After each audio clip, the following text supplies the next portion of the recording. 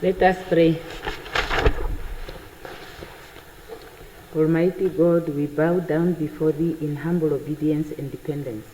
We pray Thee, grant us the grace to respect each other this day in all our consultations, that our deliberations today shall take place in the spirit of mutual trust, so that we as leaders shall lead our country on the path of peace and shall find solutions for issues and problems facing us. Grant us the mercy, O Lord, that we shall today also honor Thy name in all we think, do, and say. Almighty God, we pray Thee, bless our land and all its people. This all we pray in the name of Jesus Christ our Lord. Amen. Affirmation. I solemnly affirm that I will be faithful to the Republic of Namibia and its people, and I solemnly promise to uphold and defend the Constitution and laws of the Republic of Namibia to the best of my ability.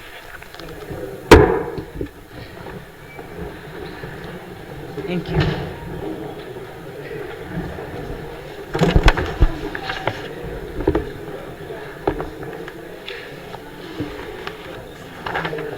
Okay.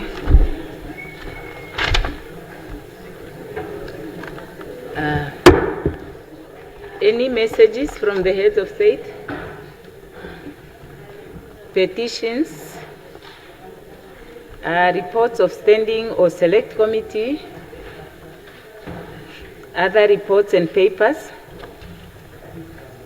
Notices of questions? Honorable Klute?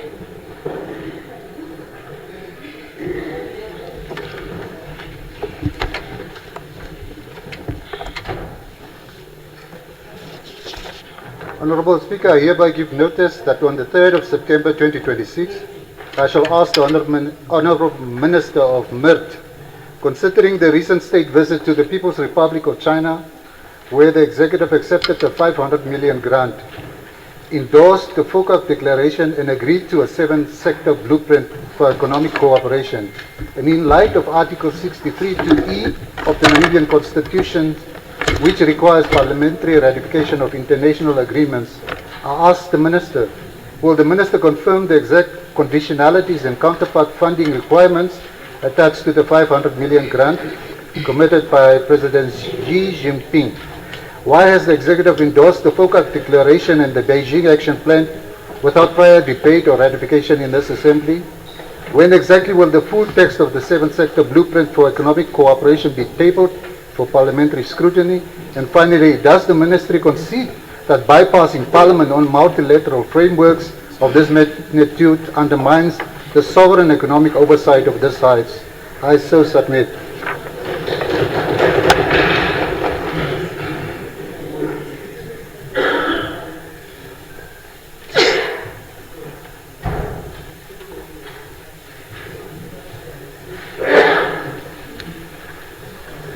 Honorable Mouton.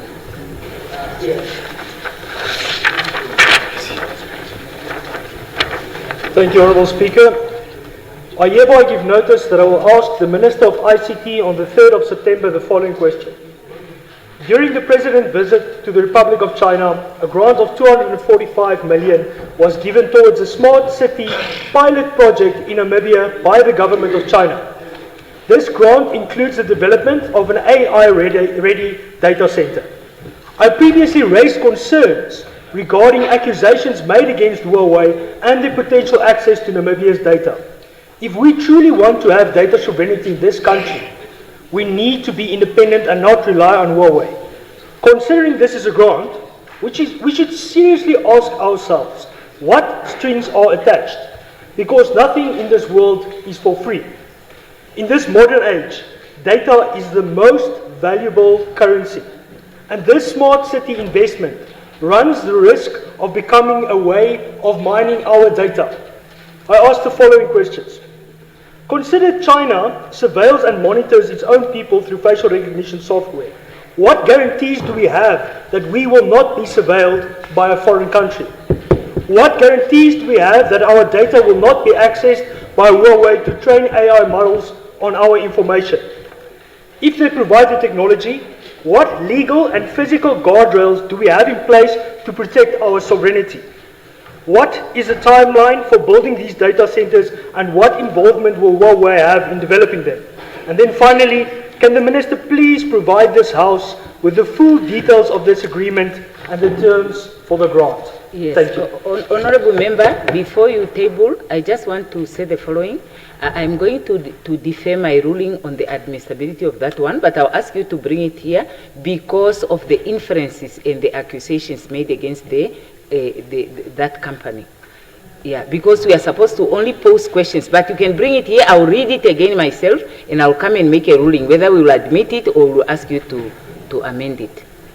Yeah, so I just want to advise the members that we are not censoring you. Out there, you can say whatever you want.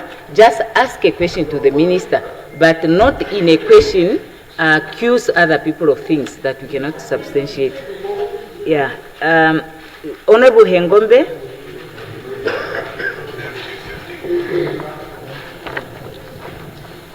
I hereby give notice that on 10 September 2026, I shall ask the Honorable Minister of Industries, Mines and Energy, in light of the official launch of the Namibia Child Project under the Global Green Hydrogen Program, I shall ask the following questions. What is the total financial commitment by the government of Namibia to this project, and what measurable economic returns, including jobs, local procurement, and industrial value addition, are guaranteed for Namibians? Under which statutory authority or cabinet decision was this project approved?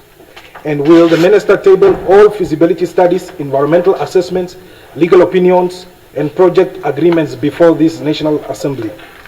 How will the ministry ensure that this project does not become another foreign-driven extraction initiative where Namibia export raw resources while importing finished technology and employment?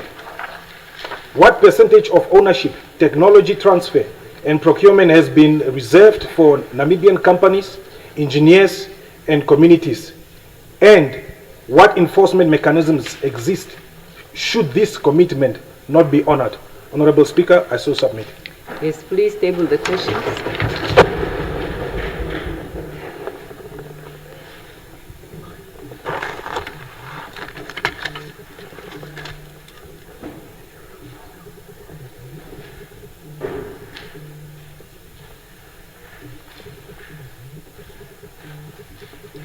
Honorable Kanguru.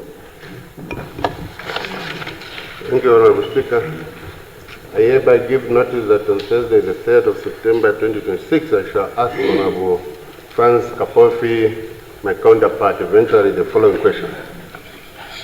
Honorable Speaker, Honorable Members, the welfare and the dignities of veterans should first come forth, be reflected in the qualities support they receive while they are still alive. It is therefore a matter of grave concern that while many veterans reportedly remain unpaid for a social veteran project intended to improve their livelihood, the Ministry has issued an invitation for a bid to elect the top stock for veteran across 14 regions covering the period from August 2026 to March 2029. That is about 3 years. While honoring our departed heroes and heroes is both necessary and commendable, it should not come to the expenses of fulfilling the Ministry's primary obligation to safeguard the well-being of the veteran, as stipulated in the Veteran Act. In that regard, I therefore ask the following question.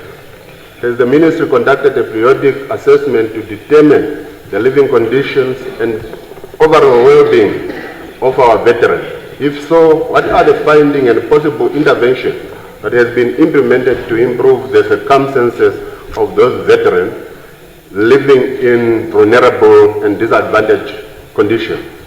What psychological support programs of intervention are currently in place to assist veterans suffering from post-trauma stress disorders and other mental health conditions that arise or come as a result of trauma experience be it during the struggle or their current situation? How does the Ministry justify having sufficient funds to procure tombstone for deceased veterans while simultaneously claiming lack of financial resources to honor approved project of those veterans. Lastly, what measures has the ministry put in place to ensure that veteran socio-economic benefit and project approval project funded are promptly before proceeding with implementation of the said tombstone? I so submit, Honorable Speaker.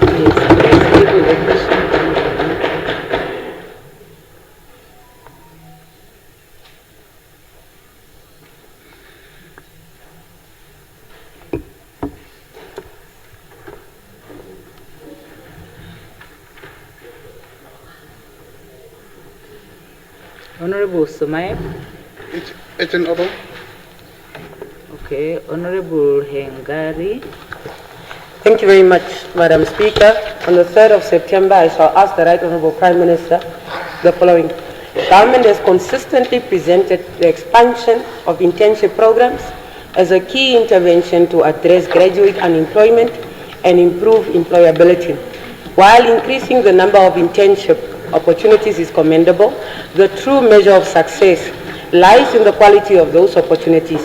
Emerging evidence and stakeholder concerns suggest that many interns receive inadequate supervision, limited mentorship, and are often assigned routine administrative tasks that do little to develop the practical competencies demanded by today's labor market.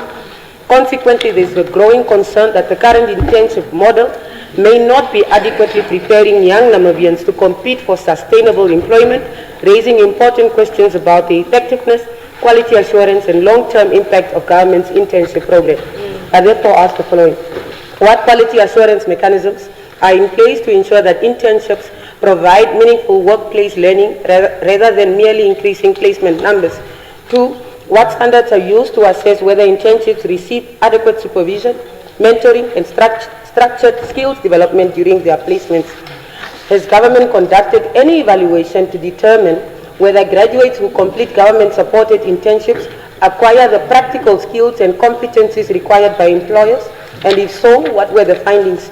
What percentage of interns who have participated in government internship programs have secured permanent employment within 6 to 12 months after completing their internships? 5. What measures are in place to ensure that interns are not used primarily as inexpensive labor to perform routine administrative duties instead of receiving meaningful professional training? 6.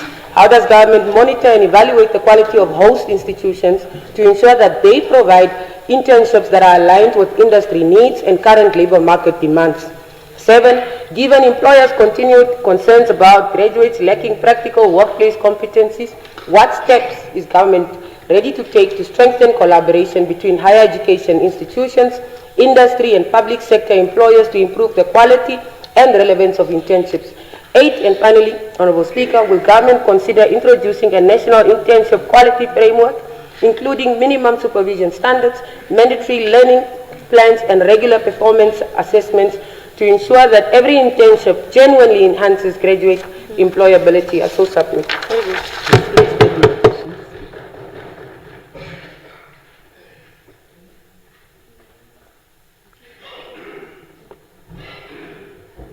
Honorable Hishono. I hereby give notice that on Thursday, the 3rd September 2026, I shall ask the Honorable Minister of Education, Innovation, Youth, Sport, Art and Culture the following. Honorable Speaker, my questions are guided by Article 15, Article 20, and Article 95 of our Constitution, which oblige the state to protect children's health and guarantee education in a safe environment. A school in Otavi was forced closed by parents because it has become unsafe to the learners and the school community. This is not simply a maintenance failure, it is a constitutional failure. That's why I'm asking, what are the interim plans for the affected learners to continue with their education during the closure? What immediate action is the ministry taking to restore a safe and a healthy learning environment at the school? Has the ministry identified other schools with similar health and safety risks?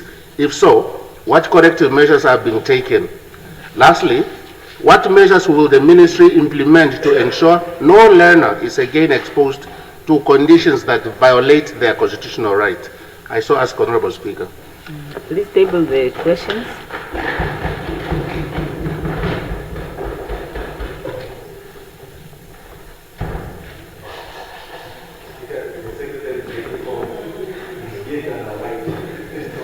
Yes, the last one is Honorable Lucato. My relative sister, Honorable Speaker, leaders of various political parties, members of Parliament. Good day, thank you for the platform. Today, Tuesday, 9 July 2026, I hereby give notice that on Thursday, 3 September 2026, I shall ask the Minister of Education, Innovation, Youth, Sports, Arts and Culture, my relative sister, Honorable Sanet Steenkamp, the following questions. These concerns have been raised regarding the prioritized courses for funding by the Namibia Student Financial Assistance Fund, NASFA. Students who registered themselves for psychology studies January 2026 at UNAM were told that they qualify for funding for NASFA and the subsidized model. The students registered themselves for studies at the institution without paying any registration fees.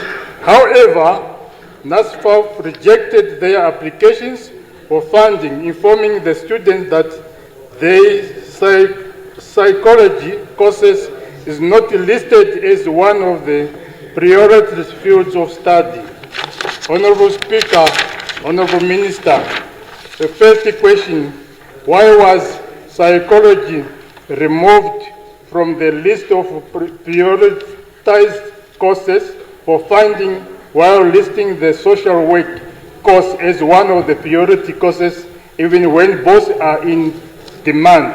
The last question, the subsidized contract signed by the students have enabled NASFA to receive which amounts? So I so submit, Honorable Speaker. Please table the questions.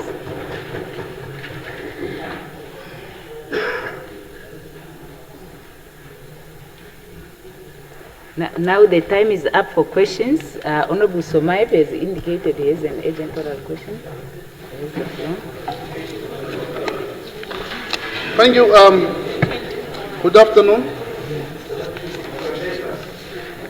Yeah, Honorable Speaker, I just want to address or pose this question to the Office of the Prime Minister. Yeah, as I pick up, we are now have a population of almost 3 million. And it seems that we as Namibians have worked hard, as per the wishes of our founding father. From 1.5, we are now more than 3 million. So I picked up last weekend, and as a leader, we have to upload also these good deeds of our community.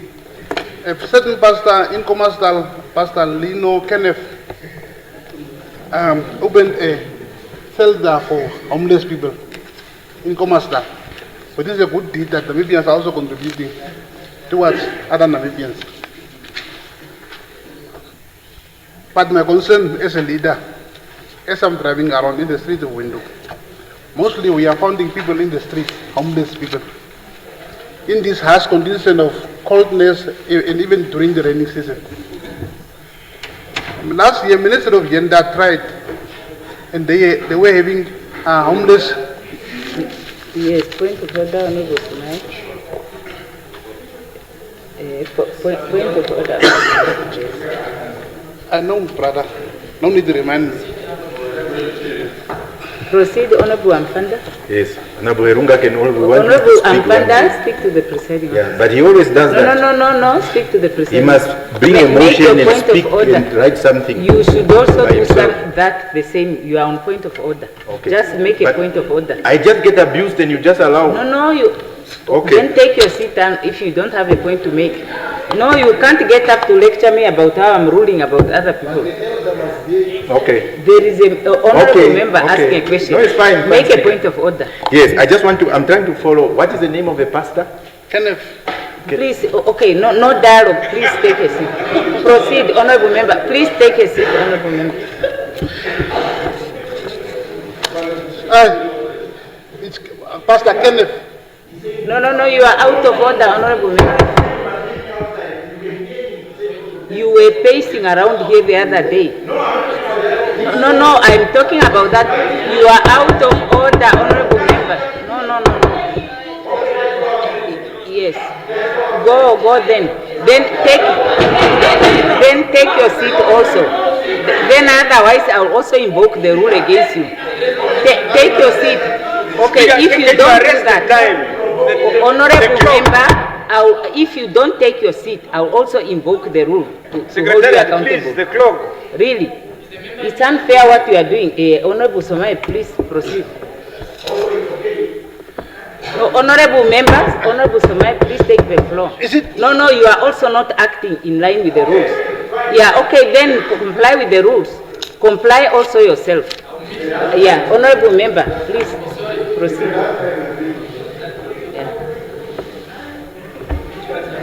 Can I proceed, Speaker? Yeah, Honorable Prime Minister. Last year, Minister of Gender tried a youth camp of street homeless people in, I think they were having a camp in Swapo, which was a good intervention. But I want to know from us as leaders, what remedy or what interventions can we have for these homeless people? Because some of these people are in the streets, not because they want to be there, but circumstances force them. But us as a government, how can we assist? Not only in Window, we found them also in Hawapes and most of the bigger towns. As government, maybe what interventions can we do as a government, or even involve stakeholders, private sectors? Okay, For us as Namibians, summarize, thank you. honorable, yeah. Please, right, honorable Prime Minister. Honorable Speaker, thank you, Honorable Omes, for that question. I don't know now whether I should start where you started, commending Namibians for working hard for 3 million of us. I'm just repeating what he said, Honorable Speaker. And then because of hard work, we have a problem. But it's a very serious point you are raising, pertaining to homelessness on our streets. And I like your intervention insofar as it says what we should do, all of us, as leaders. Don't engage the PM, please. He's answering a question. Right, Honorable Prime Minister? Yeah, no, he agrees that there was hard work. So, I like the manner in which you characterize your intervention, that it is our collective duty, our collective responsibility to see how we can address that matter at the national level, at local authority level, regional level, and so forth, and also commending the government institutions that have done some work, such as the ministry responsible for gender and child welfare and other ministries, and also other local authorities that are doing that. What I would request the honorable member to do, because I know there were efforts, certainly from the part of SWAPO at the level of Central Committee. A few years ago, a committee was set up to look, one, at the homelessness at the city of Windhoek's Place. It has a difficult name. groups something there. Yeah, Diane. And then it was suggested that a national response should be put up. What we'll do on our side is to again look into that, see how far we have come with that initiative, because it was both from central government as well as the city of Windhoek. We will go and reactivate that process, but also we'll work with yourself insofar as if you have some specific practical inputs to make on how we can deal with it from the level of the local authorities. And it is to really say that, as you rightly indicated, some of these, our people are forced in certain circumstances that are beyond their control, and therefore it requires that all of us work together, this side and that side, and bring commonality of looking out for the interest of all our people. Because poverty does not discriminate, poverty is apolitical, humanity is apolitical. So, extend some, we can do that. Honorable Speaker. Thank you. Honorable Kandarodu. Thank you, Speaker. Mine goes to the Prime Minister again. This is the question that I asked last year, this year during the debate at the appropriation bill, the issue of the 2024-5 drought subsidy.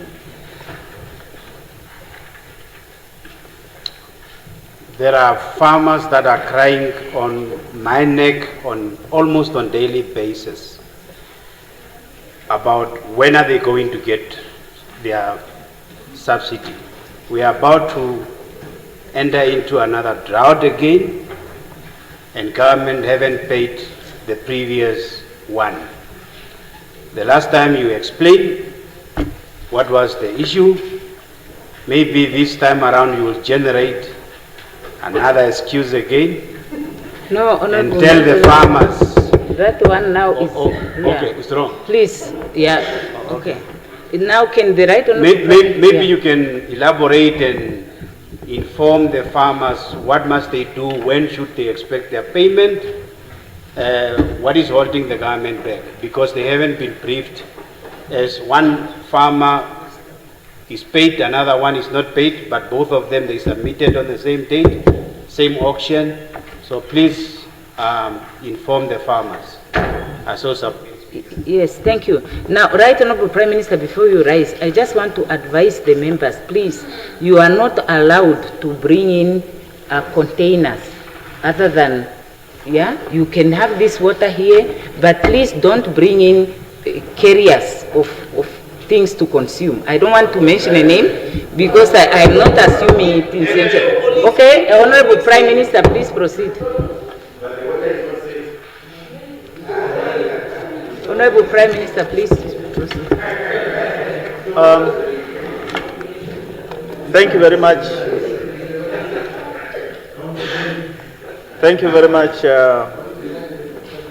Comrade Speaker and Comrade Honorable Member there. Thank you for your question, and I also want to acknowledge that we have had bilateral conversations on this matter, as it should, so that we don't always have to wait for this platform. Just as we have said to you, Honorable Member, at least we have now been able to quantify precisely the total amount, those that are owed, and we are working on all of them to make sure that we resolve them. Today, just today, I think we received also some challenges in some regions. I think it's Kunene, where there is equally a similar matter. And so too, yesterday there was another matter. We are on it, and safe to say, I wish to appeal to the affected farmers to exercise, I know that they have waited for a long time, but at least to exercise perhaps a little bit more patience We are on it, and we will resolve the matter as we have undertaken to do. The process was done, and perhaps it took a little bit longer, but it is better so that we make sure that we verify and ensure all those that must be paid are those entitled to be paid. And all systems and all processes, as it were. As of now, we have been able to reach at a point where we have verified that, and we are working on it. We will, in due course, revert to you, Honourable Member, as we shall to all those who are owed. I so submit, Comrade Speaker. Thank you. Honourable Lutoezi. Yes. A motion on homelessness, and where I urge the government to look into providing urgent shelter for people who are living on the street. And we haven't reached there yet, so I just wanted to know, hearing from the Prime Minister's intervention on the same issue, what is the way forward for my motion? Thank you. Yeah, so maybe, Honourable Member, you were supposed to raise a point of procedure at the time that the member asks a question. If what you are saying is the question duplicates your motion, you were supposed to raise that point at that time, so that then that question is not put up for answering. But for now, yeah. So your item is on the order paper. We will look for it and see whether there is a duplication. That's all I can do. But you could have reasoned that time on a point of procedure. Yeah. Now we proceed. Notice of motions. Honourable Lukato. Oh, thank you very much, Honourable Speaker, Honourable Members. Today, Thursday, 9 July 2026, I hereby give notice that on Wednesday, 2nd September 2026, I shall move that this August House discusses and agrees to table the following motion, reinstatement and reintroduction of annual tax payments to traditional authorities to empower traditional authorities and our traditional leaders by the subjects I so move, Honourable Speaker. Yes, please table the motion.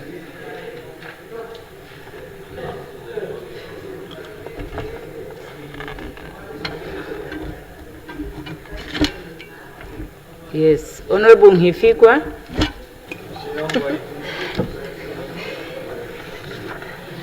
Thank you, Madam Speaker. I hereby give notice that on the 2nd of September 2026, I shall move that this House debates and calls for a review of the Ministry of Education's recruitment and promotion criteria, since the current ones were established without an equitable transitional framework, thereby excluding those who acquired qualifications with misaligned subject combination previously accredited by the NQA, leaving young graduate unemployed. Yes, there is a point of order, Honourable Member. Yes. On what point? Just a point of maybe clarity or privilege, whichever you can guide us. I didn't understand the question of my relative's uncle. No, a motion. Which it's one? Gone. Okay. I was not clear. Okay, I will look at the motion. Okay. The motion that was tabled, you will get a copy if it is for the OPM to deal with. But I will look at it and see whether there is anything that is a concern on the part of compliance. Otherwise, OPM will get a copy if it is the office. I was just not sure whether we must pay traditional leaders or traditional leaders must pay us. No, let's just wait for that to come. Yes, Honourable, if you can proceed here. Thank you, Madam Speaker. Honourable Minister, that was a disturbance to my motion. I start over. I hereby give notice that on the 2nd of September 2026, I shall move that this House debates and calls for a review of the Ministry of Education's recruitment and promotion criteria, since the current ones were established without an equitable transitional framework, thereby excluding those who acquired qualifications with misaligned subject combinations previously accredited by NQA, leaving young graduates unemployable and experienced teachers stagnant in their professional growth. I recommend that this motion be referred to the relevant committee for further exploration and recommendations. I so move. Yes, please table the motion.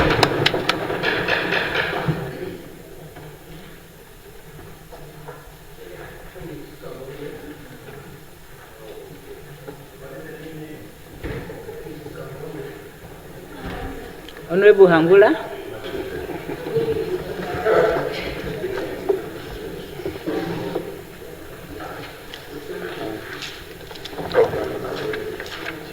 Oh, no calling of name. Huh? Should I? She didn't call. Do I have the floor, Speaker? Yes, I called upon you. Oh, okay. I hereby give notice that leave of absence be granted to Honorable George Hiti Pohamba Kambala for 9 July 2026 while on official business in terms of Rule 124H, read with Rule 76(1)D of the Standing Rules and Orders. I so submit. Yes, please table the motion.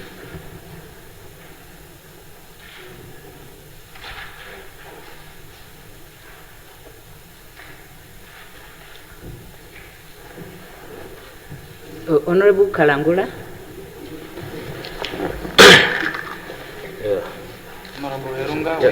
Thank you so much, Honorable Speaker.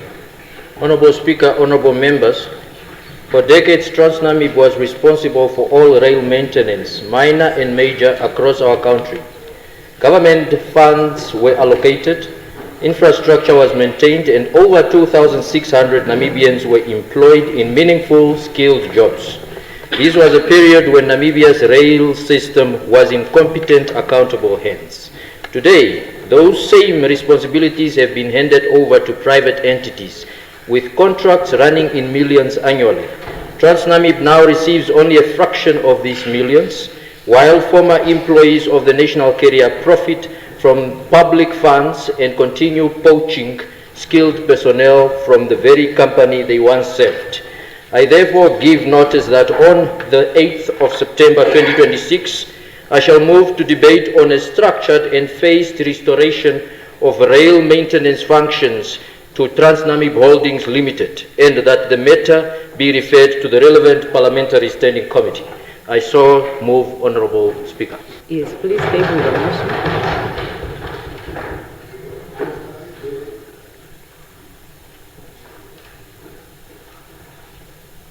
Yes, Honourable Hishono. Thank you once again, Honourable Speaker. I give notice that on the 3rd of September 2026, I shall move as follows. I stand under the guidance of Article 20, Sub-Article 1 and Sub-Article 2 of the Constitution of the Republic of Namibia, read together with the government's free primary and secondary education policy. I move that this House discuss and resolve to call for a comprehensive audit of the implementation of free primary and secondary education policy to identify and address the gaps that continue to place financial burdens on parents and guardians. I so move, Honourable Speaker. Yes, please table the motion.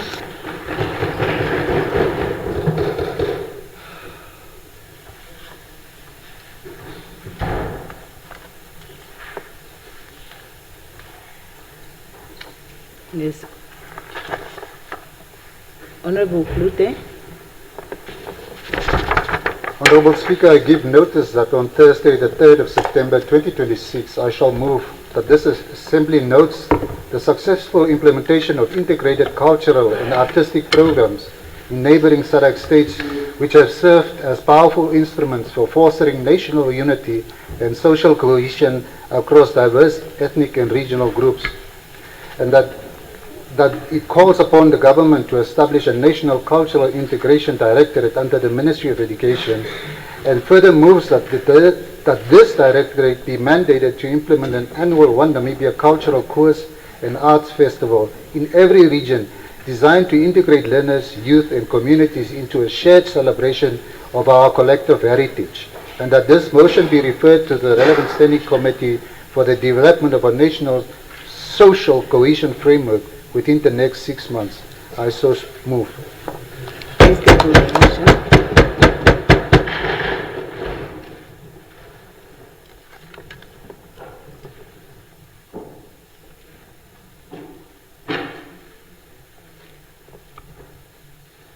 Any ministerial statements? Reports from the Committee of the Whole Assembly and consequential proceedings? Orders of the day. The first notice of a motion is the one by the Right Honourable Prime Minister. Does the Right Honourable Prime Minister move the motion? Oh yeah, today's Thursday. Yes. So what is surprising now? That is causing the member to act surprised. She was checking if the House is... Today being a Thursday, the questions take precedence. And the first question is the one by Honorable Ihemba to the Minister of Home Affairs. Question number 143. Does Honorable Ihemba put the question?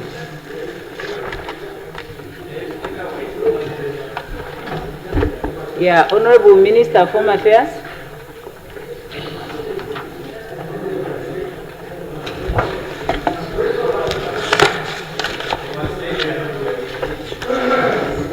Thank you, Honorable Speaker. Where were you yesterday? Honorable members. You. Where did you go when you walked Question out? 143. Yes. So if you can walk out, others can be away. Honorable Minister. On the 12th of February 2026. And the response is as follows. Number 1, on the timeline and events leading to the deterioration in service between June and July 2025. And the question is on the biometric system that issues the certificates of clearance of conduct by the Namibian police. So the response is to say that the certificate of conduct service is underpinned by the National Police Force Automatic Biometric Information System, which has been operational since 2014. During June and July 2025, the NAMPOL ICT technical team undertook a necessary software upgrade. In the course of that upgrade, the system experienced a collapse linked to the aging legacy software environment. The technical team worked continuously to stabilize and restore the service so that the issuing process could resume. Going forward, the Ministry is implementing a broader revamp of the system to ensure stability, modernization, and improved turnaround times. An agreement for the software upgrade has been concluded with the relevant supplier, and the government has availed funding that is earmarked for software upgrading. And NAMPOL has further advised that additional funds is required to enable software hardware upgrading. On the socio-economic impact, particularly on the unemployed youth. Yes, Honorable Speaker, the Ministry fully appreciates that certificates of conduct are not discretionary documents for many citizens, but practical prerequisite for employment. They are also required for training opportunities, for internships, for bursaries, and other forms of socio-economic participation. Any disruption, therefore, has direct consequences for livelihoods, especially for the unemployed youth and first-time job seekers. For this reason, the restoration and standardization of the system has been treated as a priority, and the modernization program outlined above is specifically intended to prevent recurrence and improve the predictability and turnaround times in the issuing of such certificates. And the last question on the fees and concern regarding repeat payments and expiry. Honorable Speaker, the fee for the issuance of a certificate of conduct is 100 Namibian dollars and not 150 as alleged. As with other government fees, the applicable charge is approved and gazetted in accordance with the relevant processes of gazetting all the fees in government. On the matter of the validity period, the Ministry notes the concern raised by the Honorable Member, Honorable Ihemba, regarding the burden on applicants who must be reapply when the document expires. The validity period is generally intended to ensure that information relied upon for sensitive decision remains current. That said, the Ministry takes affordability and access concerns seriously. And if we may note, in the past, it used to be 6 months, and we have then improved to at least for the certificate to be valid for 12 months, which is a year. We are then continuing to engage with the relevant stakeholders to consider whether there is a need for any administrative improvements and whether they are feasible without compromising the integrity and the purpose of why the certificate can be issued. And we will also look into the vulnerable groups and unemployed youth if there is any improvement and relief that we can bring on that regard. And today, as I respond, I also want to appreciate a community member who have extended an appreciation to our officer at the Ondangwa police station, where the certificate of conduct was issued on the record time while the citizen await. And that such a citizen have put that on the record, and it's circulating on social media. We really want to acknowledge where credit is due, it should be given. And I so submit. Thank you. Yes, the next question is by Honorable Lukato to the Minister of Urban and Rural Development. Honorable Lukato, do you put the question? I pose question, Honorable Speaker. Okay, Honorable Minister or Deputy Minister, are you delegated? Question 146.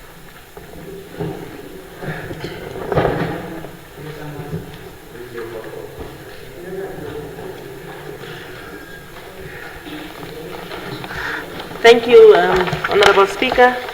May I ask for the indulgence of the Honorable Member to defer this response? The next question is 151 by Honorable Klute to the Minister of International Relations and Trade. What about? Huh?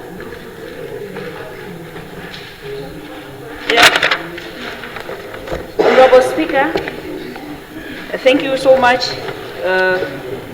Honorable Sankwasa is forever not in this parliament, especially on Thursdays. Yes. Tell me a day on Thursday where Honorable Sankwasa, was here. Honorable Member, Honorable Speaker, a ruling was made on the issue. You cannot get up to argue. Honorable The matter was deferred already. The Honorable James Sankwasa question. You are now out of order, Honorable Member.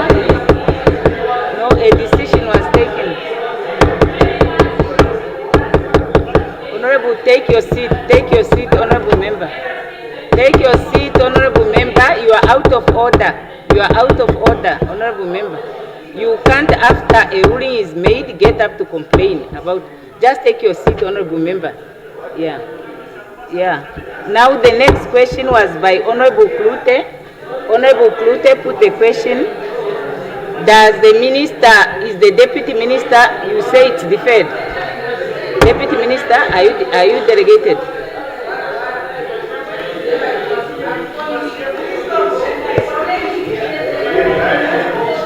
Honorable Deputy Minister, are you delegated? Honorable Speaker, I think the status quo remained. Okay. That the minister preferred to answer these questions as per the request of the honorable member. Thank you. Thank you. The minister is on official duty. So 152, 159, 165. The next question is, honorable members, the next question is 167. Yes, point of privilege.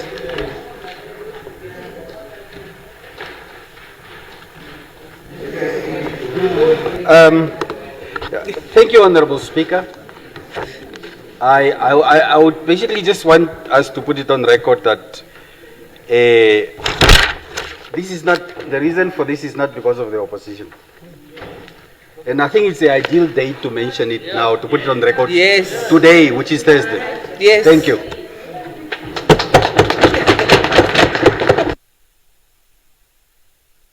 Ipumbu, 167 by Honorable Ipumbu to the Minister of Urban and Rural Development. The Honorable Ipumbu is not here, of NEF. Yeah,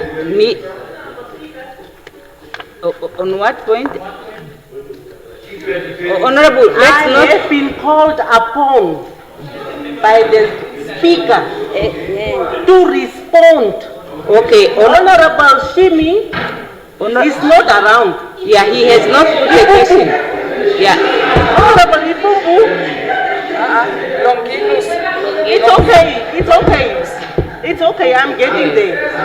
The honorable member who has posted the question, Honorable Speaker, Honorable Deputy Minister, we have addressed that point already. Honorable the member did not put the question. Honorable Speaker, please hear me out. Now I just want also to put it on record. No. That it is not entirely our fault that this booklet is piling up like this. When we are ready, the honorable members are not in the house. Every time I'm responding to these questions. So it cannot be generalized that we are the cause of this question paper piling up like this. Thank you so much. Honorable members, the next question is by Honorable Muton, question 178 to the Minister of ICT. The Minister is not here. So the next question is by Honorable Klute to Minister of MIRT. She is not here. Next question is 184 by Honorable Ricardo Roderick to Minister of Environment and Tourism. Honorable Ricardo, do you put the question? Absolutely. I put the question. Honorable Minister of Environment. I have it. We need to answer this. It's piling up. No. Honorable Minister has the floor. Honorable Speaker, honorable members, thank you for the opportunity to address these questions. And before I answer the question posed by Honorable Likando, I would like to request your permission to first give a background on protected plants, including lithops. Lithops are succulent plants endemic to Namibia and one of the groups of interest for illegal plant poaching syndicates. Namibia is renowned for its rich diversity of endemic succulent plants, which unfortunately makes it a target for plant poaching. While Namibia welcomes the interest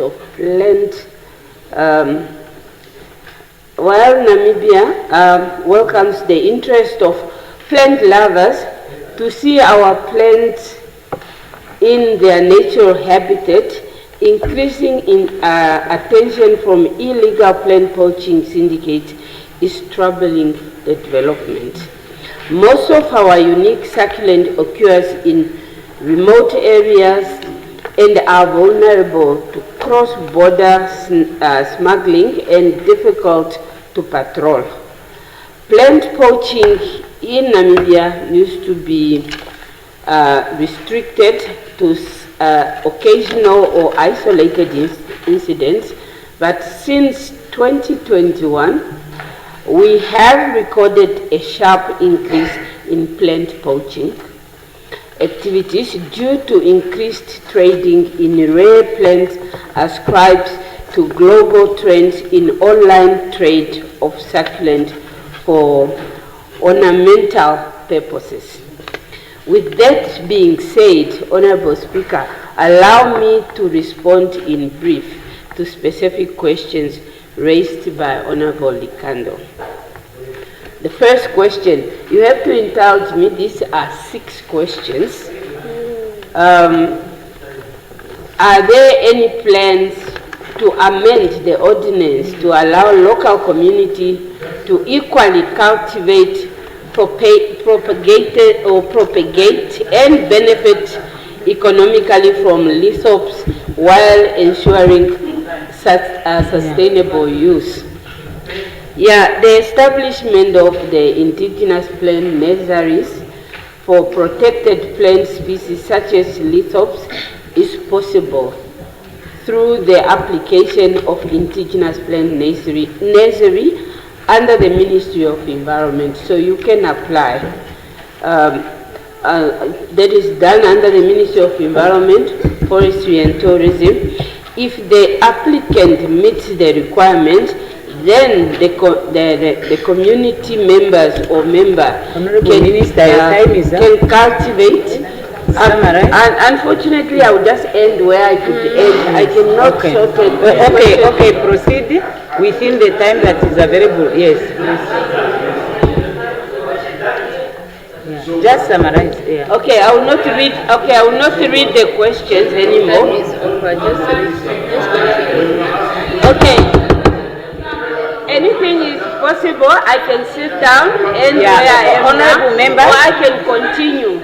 Honorable members, it's now 20 to 16 hours. Let's break and the minister would finish when we come back from the break.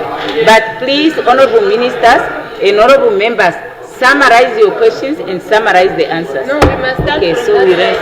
Okay. Then we'll also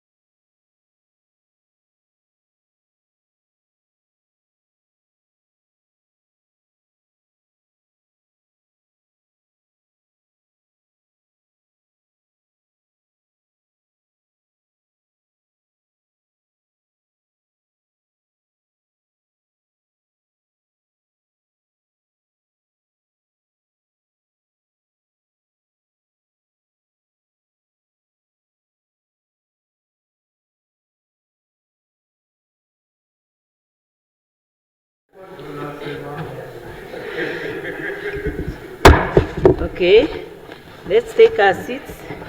Now, Honorable Minister of Environment and Tourism had the floor, and she has a minute, 2 minutes to round off her answers.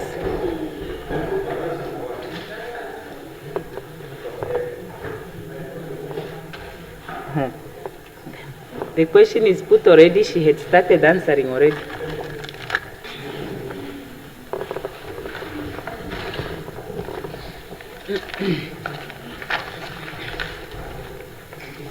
Honorable Speaker, honorable members, let me continue now with question 2. Lithops fall. Oh, yeah. Okay, the copies will be distributed. I'll give it. Okay. Question 2. Lithops fall under general protected plant status in the Nature Conservation Ordinance of Ordinance 4 of 1975. The ordinance requires amendment to create an explicitly regulated mechanism for sustainable utilization and harvesting of protected flora by local communities, similar to the rights granted for huntable games. Question 3, the answer, in reaction to plant poaching activities, the Interagency Protected Plant Task Force team, in short known as PPTT, was established in 2023, convened by the Ministry of Environment, Forestry and Tourism. The PPTT consists of members from MEFT, Forestry National Botanic Research Institution, as well as the Intelligence Investigation Unit in the Directorate of Wildlife and National Park, the Protected Resources Division of the Namibian Police and the Namibian Police, and also the Namibian Revenue Agency, in short NAMRA. The PPTT gets technical support from other agencies such as also the United States Forestry Service International Programs, the Blue Rhino Task Team through Royka Trust, the Namibian Nature Foundation, the U.S. Department of State Bureau of International Narcotics and Law Enforcement Affairs in the Fishing and Wildlife Services. The awareness creation and training of officials, these are some of the supports that the staff get. The law enforcement training, awareness on material were developed and visible at all ports of entry, and the Intelligence Investigation Unit of the Directorate of Wildlife and National Parks are actively monitoring illegal trade of these lithops. Question 4. Intelligence Investigation Unit of the Directorate of the Wildlife and National Park are actively monitoring and capturing illegal activities and producing reports. In 2021, there were 2 cases, 2022, 12 cases, 2023, 17 cases, 2024, 7 cases, 2025, 2 cases of illegal plant poaching were recorded.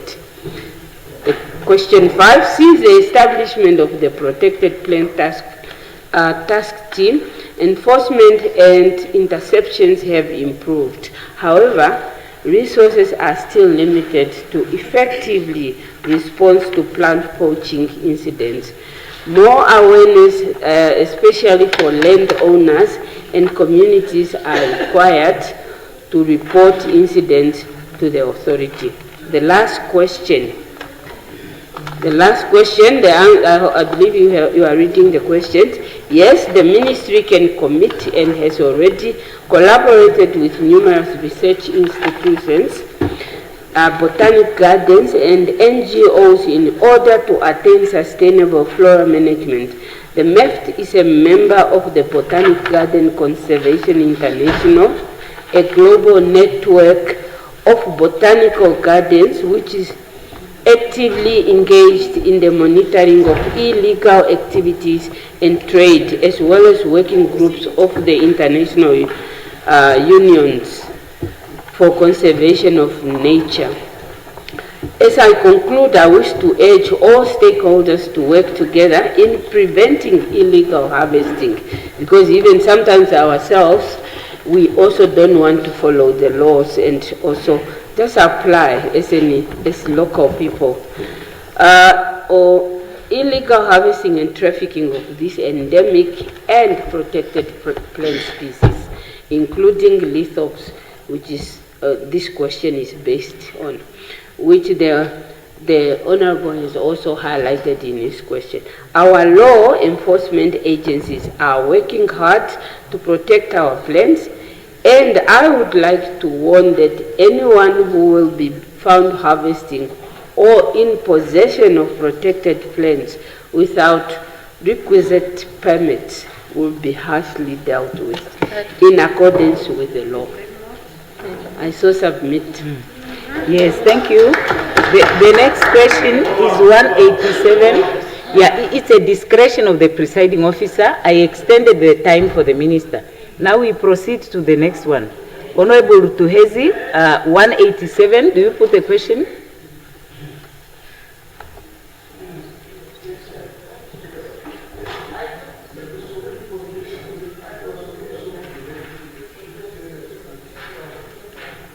Okay, we put the question. Honorable Minister of Gender?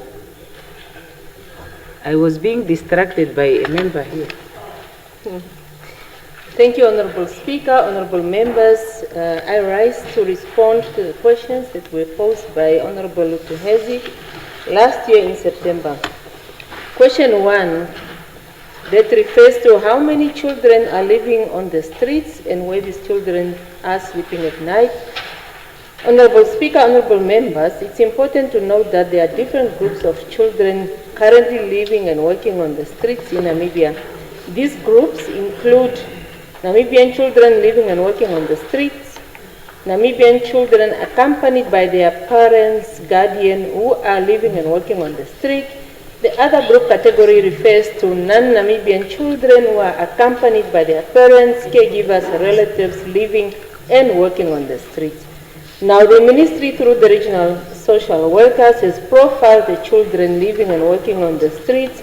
The profile has indicated that not all regions so far has a high number of children living on the streets. However, there were about 373 children living and working on the streets in 2023 as per the study that was conducted and the profiling of the children on the street, with Commerce region recording the highest number of the children on the streets. Now, we have the after-school center in Vryheidsblok, that's in Windhoek, that has reintegrated 280 of this number of 373 children back into schools, and the Hardap region has removed and integrated a further 107 children from the streets and back into the schools. It's important, Honorable Speaker, Honorable Members, to note that street-connected children do not exclusively live on the streets as they move between homes and the streets. Hence, it is a challenge to obtain an accurate number of children who are on the streets. Now, thus, the ministry has identified the need in this current financial year, which is also budgeted for, to undertake a regional study to ascertain the number of children who are living and working on the street, for us as a ministry to understand what are the underlying causes that push or pull the children to the street life. So when the study is done, definitely we'll come back to the House just to appraise you on the status thereof. I move over to question 2. What are the urgent measures that the ministry is taking to remove the children from the street to ensure that they are placed in shelter? Honorable Members, I wish to respond to this question that according to the Child Care and Protection Act, Act number 3 of 2015, the definition of a child in Namibia is from 0 to 18 years. Based on this act, the ministry is mandated then to provide care for children up to 18 years, including those who are found living and working on the street. The aforementioned Act, that is the Child Care and Protection Act, further provides for social workers to regard children who are unaccompanied and without any adult supervision and care as children in need of protective services. Now, based on this, the minor will be removed from the street and placed in a shelter to assess whether the child will be returned, reintegrated into the family, or placed in an alternative care, for example, the children's home, foster care, or kinship care, as per the provision of the Act that I've just alluded to. The ministry further provides services to children in working or living on the street and other categories of vulnerable children through the after-school care program that I mentioned. I wish to share with the members that in March 2026, the ministry, in collaboration with the MAISAC and the National Youth Service, implemented a 5-week pilot project for the children living and working on the street as part of our action plan to address this phenomenon.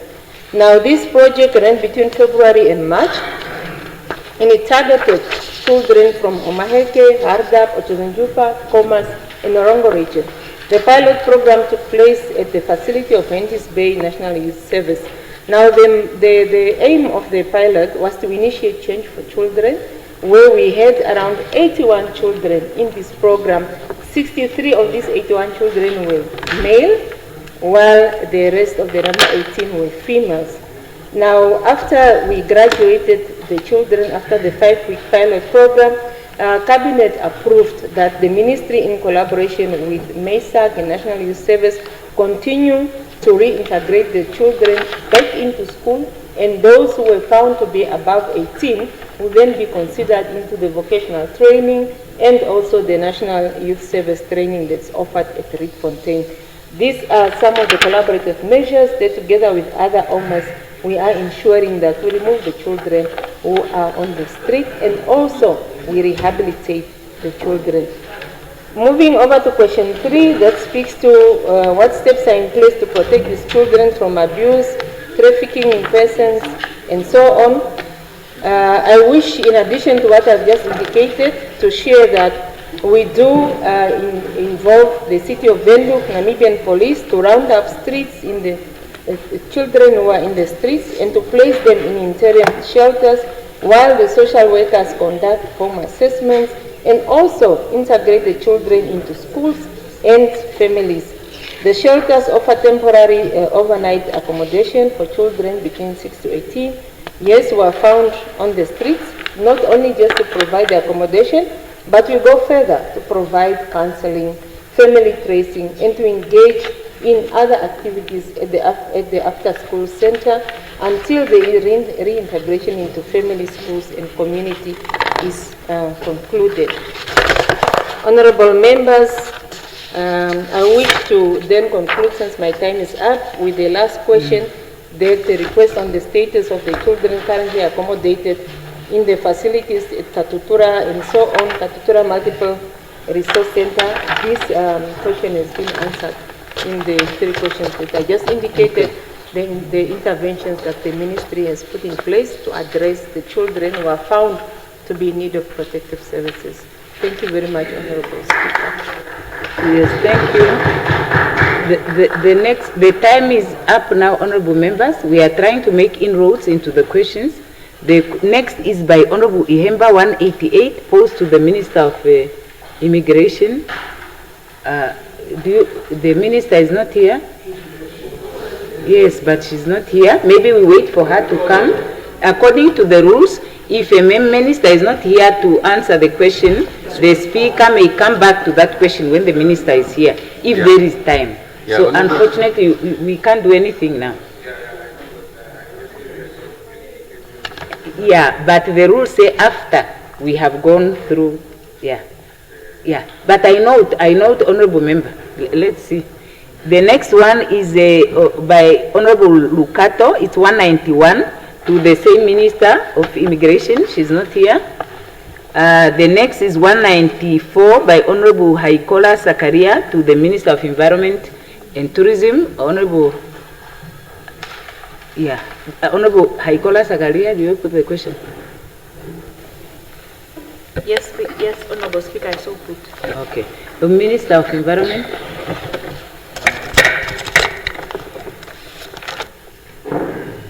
Honorable Speaker, honorable members, I rise to respond to the questions posed, or to the question posed by Honorable Member, Honorable Esther Ishiwa Haikola, regarding the utilization of collected plastic bags levy. Honorable Speaker, allow me to go straight to the question and answer without explaining anything. The plastic bags levy form part of Namibia's broader environmental physical reform framework. I think that we collect revenue through this, which was introduced to both generated revenue and incentives, or incentivized environmental responsible behavior. Environmental levies were formalized under the Customs and Excise Act number 20 of 1998 legislative framework, which implementation expanding between 2018 and 2019. In August 2019, environmental levy were gazetted on selected products, including lightweight plastics, carry bags. As part of the suite of environmental taxes, these levies are collected centrally by NAMRA and are intended to support environmental protection, waste management, and broader green investment initiatives. Revenue generated based on available financial data, the revenue generated from plastics or carry bags, in another word, is presented in the table. I don't know now if I should read the figures. This document will be shared, but I will just give you the total figures for the last 5 years, for the 5 years reported here. The total figure is 249 million for the 5 years, 750,858.91 cents. That is the figure I got over the period under review, which is the 5 years. These figures demonstrate a relatively stable and consistent revenue stream with some fluctuation influenced by consumption patterns, economic condition, and policy enforcement. The levy utilization average approximately 12% of EIF annual budget and is directed towards waste management and recycling initiatives. Below is another table of the past 4 years, from 2023 to 2024, and I don't know if I should read this. Because of time, I will skip that. You will read it to yourself, those figures, when you get the document. And this, I just need to highlight that these allocations support the range of interventions, including development and improvement of waste management, as I have indicated, the infrastructure thereof, recycling and waste minimization programs, environmental remediation and rehabilitation activities, awareness and behavior change initiatives related to waste reduction, and in addition, is also a significant portion of this levy is also allocated to the green impact facilities, in short, GIF, which is managed by 2 fund managers on behalf of the Environmental Investment Fund. Over the past 4 years, a total of 135 million has been invested in a range of private sector initiatives, including recycling, renewable energy, sustainable agriculture, and other green economic activities. In conclusion, honorable speakers and honorable members, the ministry, in collaboration with the Environmental Investment Fund of Namibia, remains committed to operate within its broader mandate of supporting environmental protection, climate resilience, and sustainable development, ensuring that waste management funding contribute meaningfully to these overarching goals. I so submit. Yes, thank you. The next question is by Honorable Ricardo Rodrigue, again, to the Minister of Environment and Tourism, 198. Honorable Ricardo, do you put the question? Yeah, Minister of Environment. I put the question, Honorable Speaker. Yes, it's put. I have called upon the Minister of Environment and Tourism.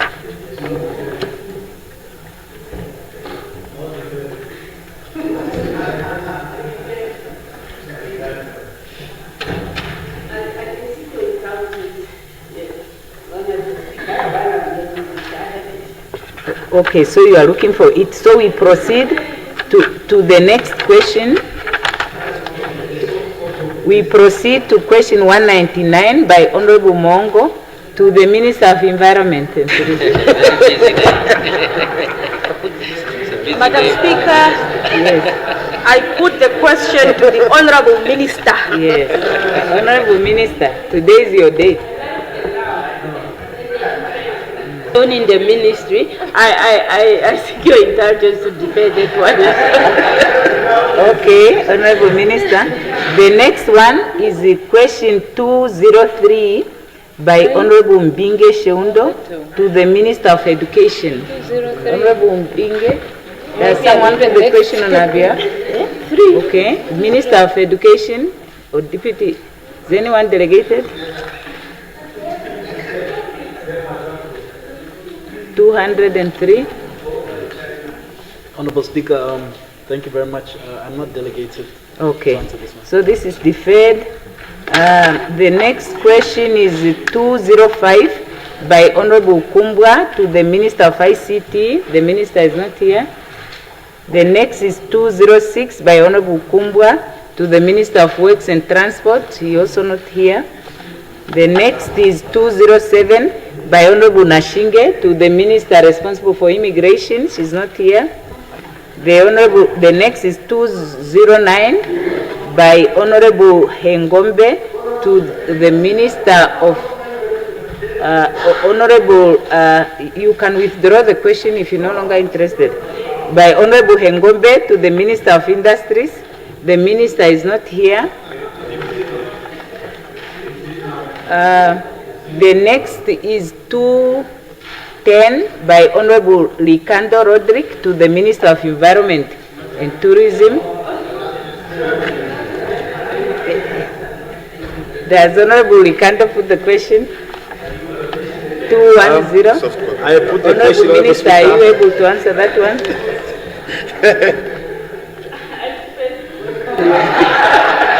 The next is 211 by Honorable Mbakera to the Minister of Urban and Rural Development. Honorable Mbakera, do you pose the question? Okay. Honorable DM, are you delegated to answer that one? Okay. So that I'm not accused of running away from our responsibilities. I'm always doing that. Honorable, no, don't worry, just answer the question. On that lighter note, Honorable Speaker, honorable members, I rise to respond to the question that have been asked by Honorable Mbakera of Swabo Party in Ota that I'm going to read hereafter. Question 1, whether the Honorable Minister is aware of the task team report of 7th February 2025. The answer is yes, such exercise was conducted in terms of Section 27 and 28 of the Local Authority Act, Act number 23 of 1992 as amended.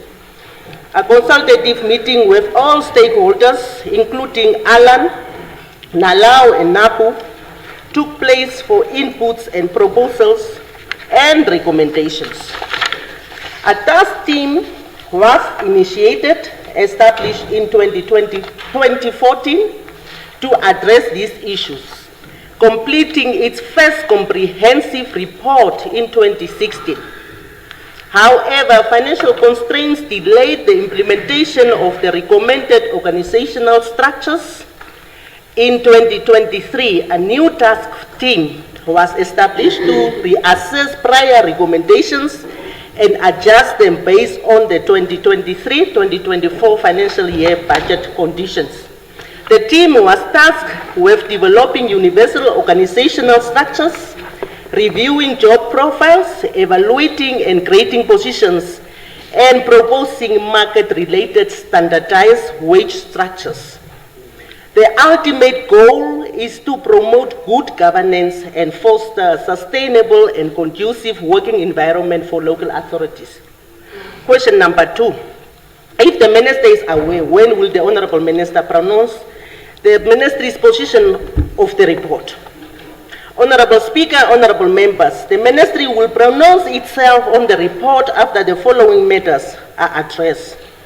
They are, and I think we are almost at the concluding part of this exercise. And this has been obtained, I can say it comfortably. Obtaining a cabinet decision, the issues that were now outstanding. Obtaining a cabinet decision on proposals, including approval of or revision of the organizational and wage structures. Assessment of affordability and sustainability for local authorities who have options to downgrade certain municipalities that are unable to support the proposed salaries. Implementation of standardized organizational and salary structures upon approval. Continued engagement and consultation with stakeholders to ensure smooth transition and adherence of new frameworks, of which, speaking under correction, that circular had went out, or one circular has went out, whereby those local authorities that were considered with the upgrading of these wage structures are due to be implemented. The circular went out after the consideration of those outstanding items that were considered and reviewed. I so submit, Honorable Speaker. Very good. The next question is 212 by Honorable Lucato to the Minister of Urban and Rural Development. Does Honorable Lucato put the question? I pose question, Honorable Speaker. Yeah, is the Deputy Minister delegated to? May I answer that question? Yes, thank you. The next is question 213 by Honorable Ihemba to the Minister of Home Affairs, Immigration, Safety and Security. Does Honorable Ihemba put the question? Yes, I put the question, Honorable Speaker. Yeah, yeah, Honorable Minister responsible for immigration, you have the floor. Question 213.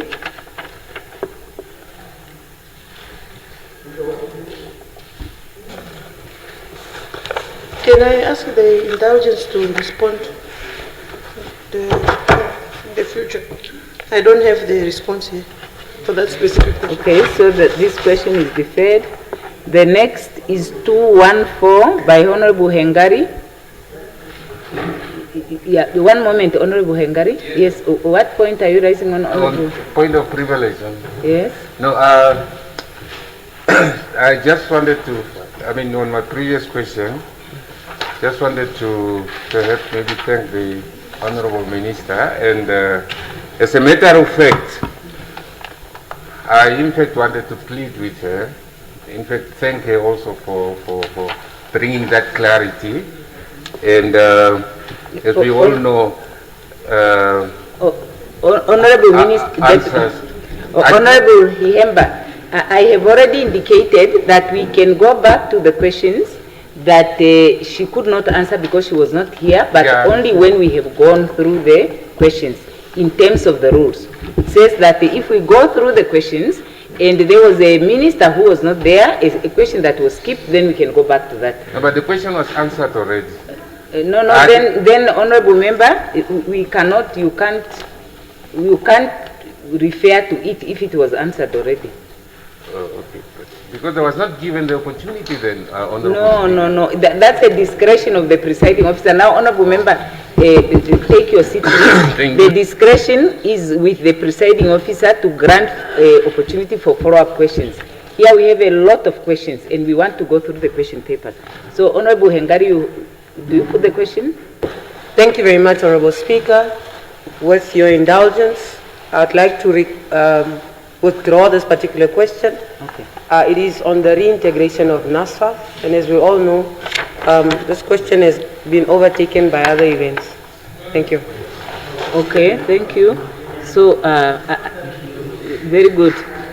The minister is not here in any case, so you don't put the question. Next question is 215 by Honorable Nashinge to the minister responsible for immigration. Does Honorable Nashinge put the question? 100%, Honorable Speaker. I do put the question. Yes, Honorable Minister of Home Affairs, would you like to take the floor? May you take the floor?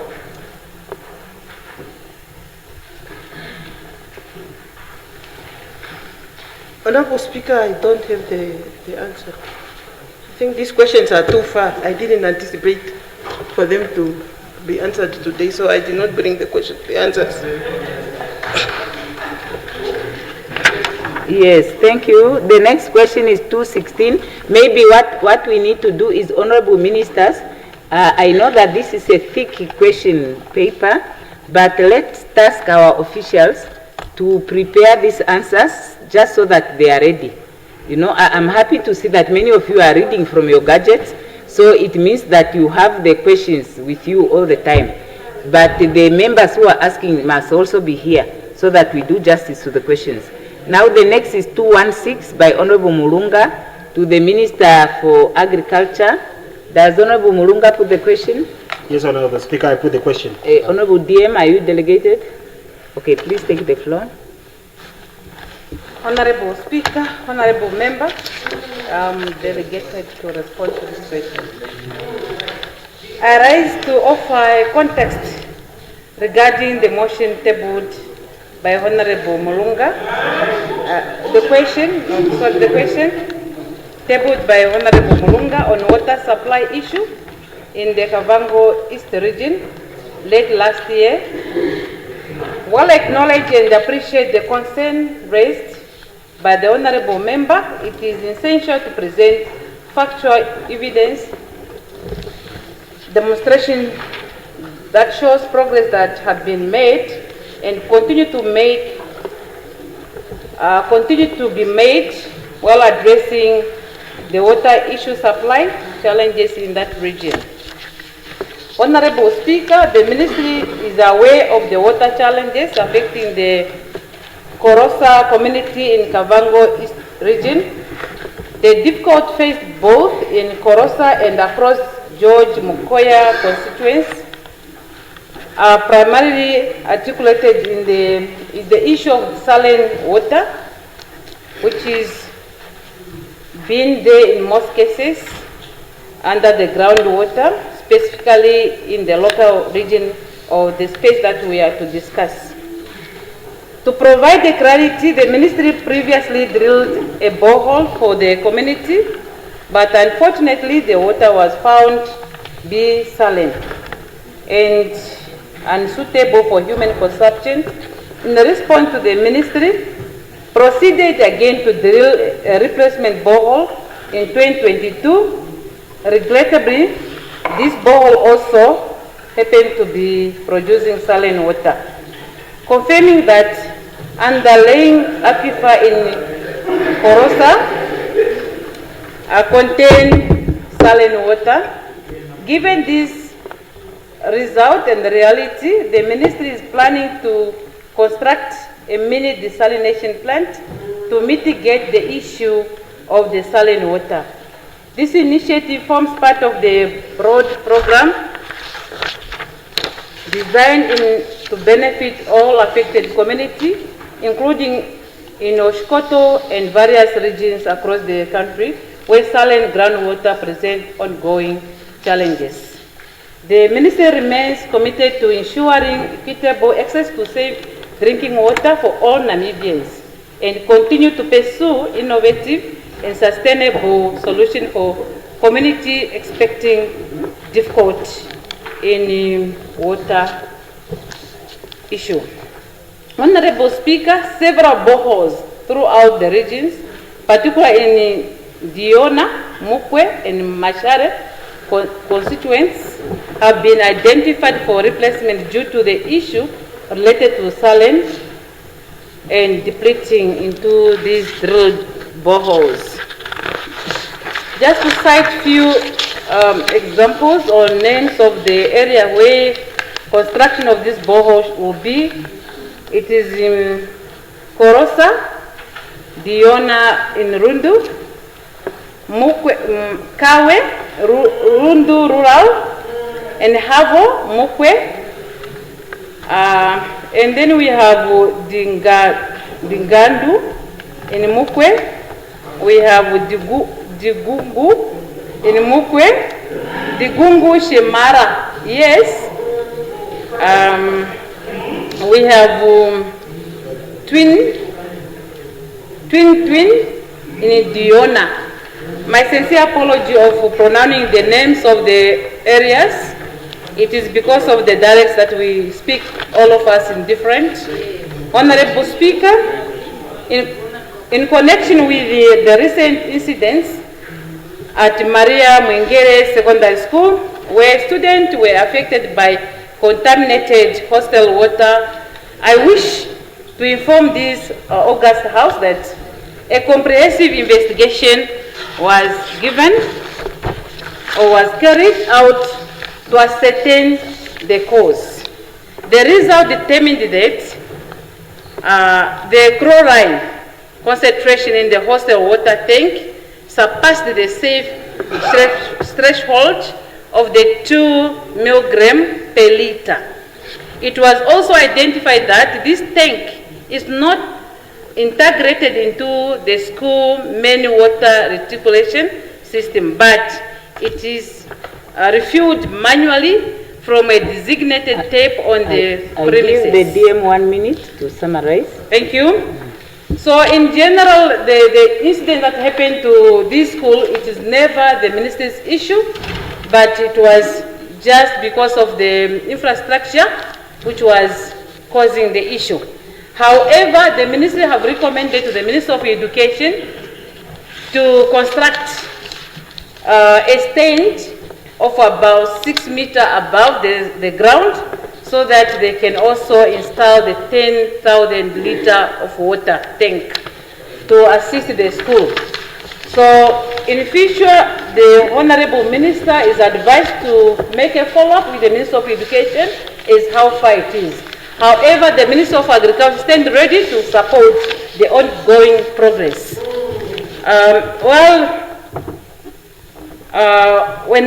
Thank you very much, Honorable Speaker. I think I may rest the questions and answers there. Thank you. However, we are ready to provide the write-up. Thank you. Very good. Very good. No, the Deputy Minister delegated. Now, and the time is over. I gave an extension to her. Next question is 217 by Honorable Lucato to the Minister of Finance. Does Honorable Lucato put the question? I pose question, Honorable Speaker. Yeah, Honorable Minister of Finance. Thank you very much, Honorable Speaker, Honorable members. Honorable Lucato, your questions are many, but they are speaking to the same thing. But I will try to summarize. Regarding to the first question, I can only say that the only act that we have is the one that obliges all the taxpayers to honor their obligations towards the receiver. There is no law that I know of that entrusts NAMRA to delay refunds. That was question 1. Question 2, just to say that yes, we have realized that there are delays in refunds, and measures have been put in place for the manual processes that NAMRA is undertaking to fast-track that and also to modernize the integrated tax administration system so that then the refunds are paid well on time. Then I move to question 3. Again, just to explain that yes, administrative bottlenecks are there because it's a manual process, manual verification. And what NAMRA is pleading with all of us as taxpayers is to ensure that we attach all necessary documents that are required when we are filing our tax returns. So that is really what I wanted to say on question 3. And then question 4, again, yes, we acknowledge that the delay in processing refunds for taxpayers have negative impacts in the businesses and in general in the economy if we are not paying taxpayers on time. That is why NAMRA has been instructed, directed to ensure that they improve on the processing of refunds. And that goes to question 5, because question 5 basically, Honorable Rukato is just asking if we have put in place a deadline within which the refunds can be processed and payments be paid to taxpayers. We have discussed that with NAMRA, and they have agreed that from 90 days, now they are going to process the refunds within a period of 60 days. But what is critical to all of us, and I want to make use of this opportunity because I still have some time there, is really to make sure that when we file our tax returns, let us try to really to put all the documents that are necessary or that are needed, and also to follow up with NAMRA to make sure that when they are going to do then the assessment, all the documents that are required have been submitted by all of us. I submit. Yes, thank you. The next question is 218 by Honorable Kandorodu to the Minister of Finance. Continue. Yes. Question is put to Minister of Finance. Thank you so much. Now, this question of Honorable Kandorodu is now taken by events. I also tried to answer to it. I think it was question 213, if I can remember. But I still want to respond to it just briefly, because he put his energy to compile these questions. The question was talking to the issue of alleged funds that were with NAMPOST some years back. And all the questions were then talking to why is that money still being held by NAMPOST, and why ACC has not gone into investigating that case, and when are we going then to get that money back? I think that is the essence of all the questions. And because I had respected the time that Honorable Kandorodu put into these questions, I brought the proof of payment with the amount that NAMPOST paid, and it's 93,548,563 Namibian dollars, 71 cents. So, all is done. You were saying the money was used for political campaigns. No. It is now with the receiver. I mean, with the treasury and send account. Thank you so much. I will share. Thank you so much. Yes, thank you. The next question is 219 by Honorable Kandorodu to the Minister of Education. Honorable Kandorodu, do you put the question?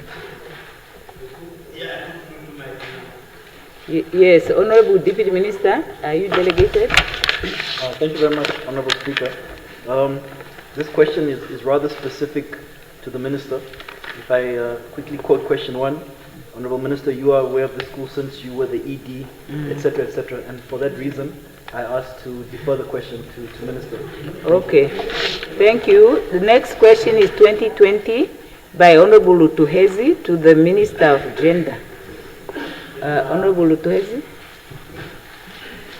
I do put the question. Honorable Minister? Honorable Speaker, Honorable Lutuhezi, I endeavor to update the accuracy of the details that I've received in terms of the statistics. Therefore, with the indulgence of the honorable member, I seek permission to defer to the next. Okay, thank you. Next question is 2021 by Honorable Kalangula to the Minister of Works and Transport. He is not here.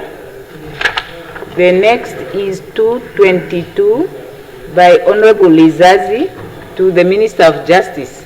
Honorable Lizazi, do you put the question? Yes. I put the question.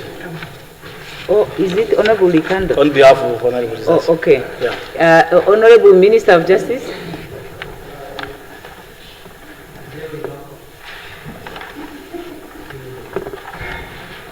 Honorable Lizazi is not here.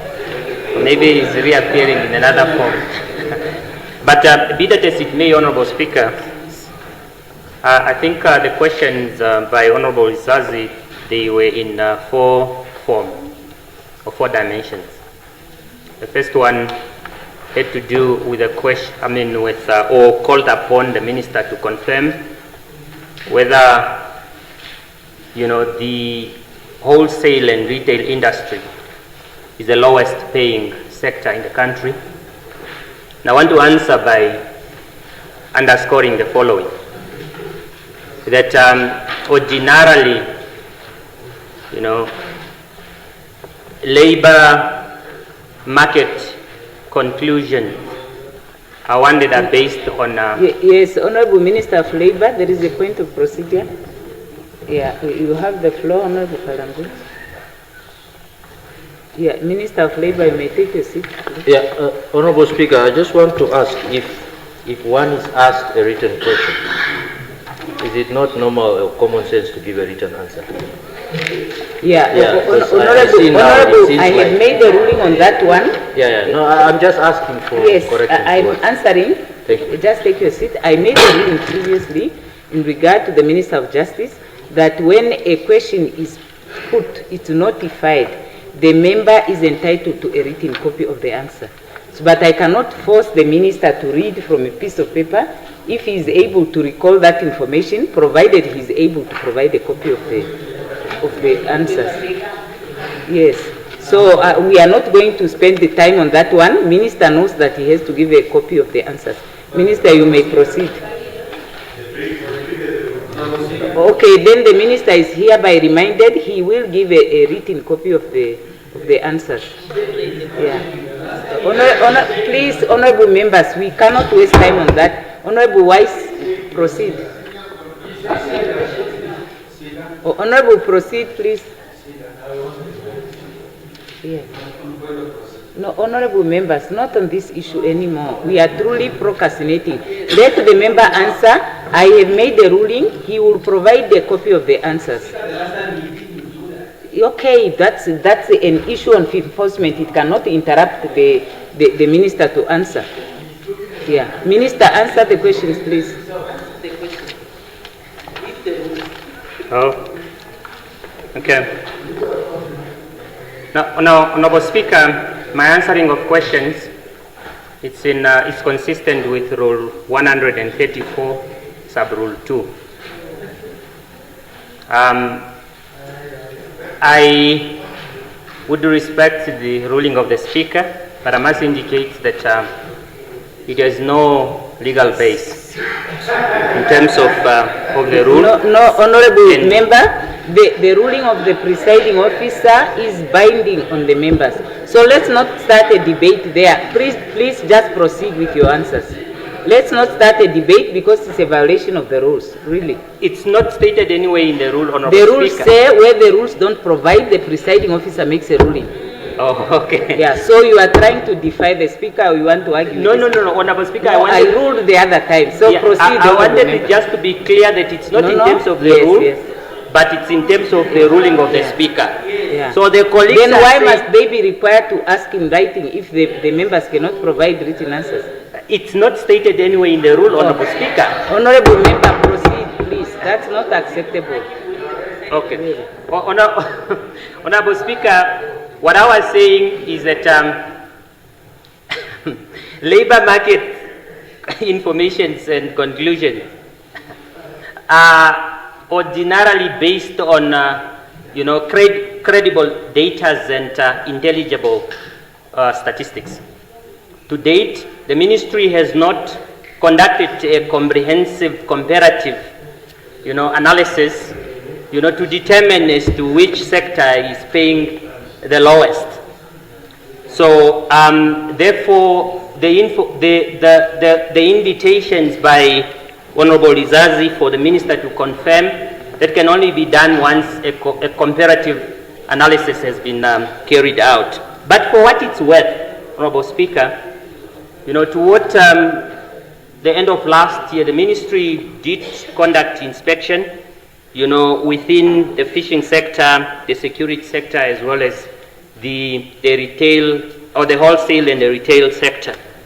And that was done among,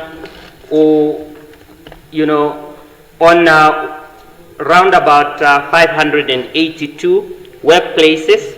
And it was then established that of those that were inspected within the wholesale and the retail sector, about 208, representing 36%, were found to be compliant, while the 264, or 74 rather, so representing 64%,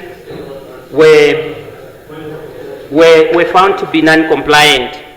And as a result of that, for the non-compliant, the ministry's official did give out the compliance order, including prohibitive order. Okay. On the second question, Minister, Honorable one Speaker. moment.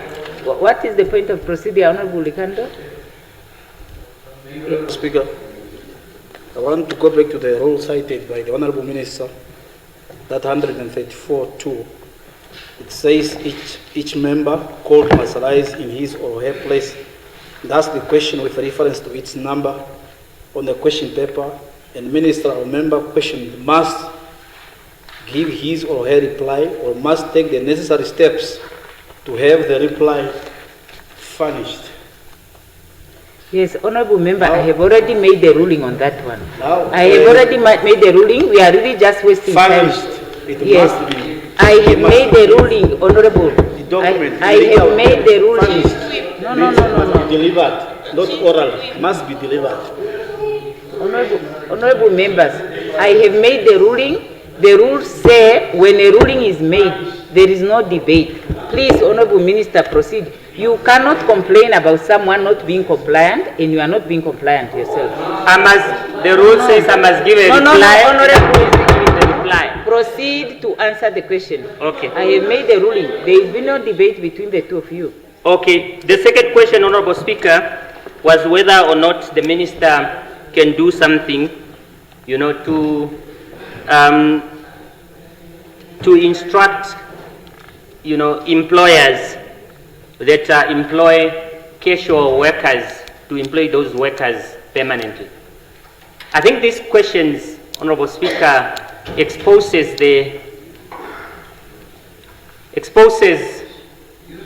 unattentiveness of the members of Parliament. So No, Honorable Member, really.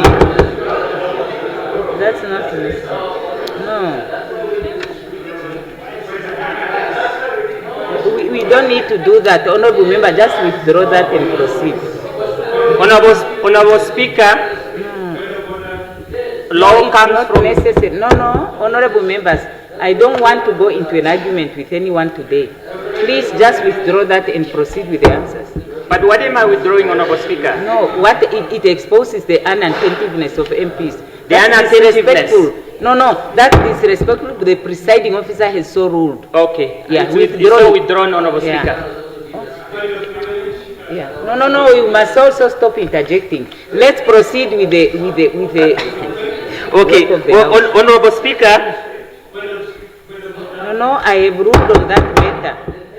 Yeah. Now the time is up even because we are just going back and forth. It's yeah, but you are also Speaker. arguing with me just like the others are arguing. No, I withdrew, Honorable yeah, Speaker. Okay, 1 minute. Honorable Member, please. 1 minute. Honorable Speaker, the employment relationship The employment relationship between the employer and the employee, you know, it's regulated by the labor law. And it's governed by the principle of freedom to contract and freedom of association, as stipulated under Article 21 of the Namibian Constitution. It's not one that is admissive of external interference. You know, all members of parliament that are here also have workers at their own farms. An honorable speaker, member, your time is the running honorable out. speaker, so if we are creating an impression that the minister can direct people to employ people, workers permanently, we are basically saying that I can instruct them to employ their workers at their respective farm permanently. And this misconception, Honorable Speaker, need to demystify it. However, having regard to the law, Honorable Speaker, having regard to the law, in terms of Section 128C, does create a presumption of permanent employment, that any employment would be deemed to be employed permanently unless the employer can show a lawful justification as to why that person cannot be made permanent. And the workers have this right availed to them in terms of the law. Then very finally, Honorable Speaker, on the last question, on the question as to what is the minimum wage. The minimum wage for all category of employment is $18, except for agricultural sector, domestic sector, as well as the security sector, who are expected to phase in over a period of 3 years. And for this year, effective 1st January 2026, for agriculture is $14, for domestic sector is $15, and for security sector is $16. So, lastly, what can the minister do about it? About the anomaly that are there and challenges that are there. Ministers work. Chief, the last question is, the question 4, is the minister in the position to direct? That's what I'm answering.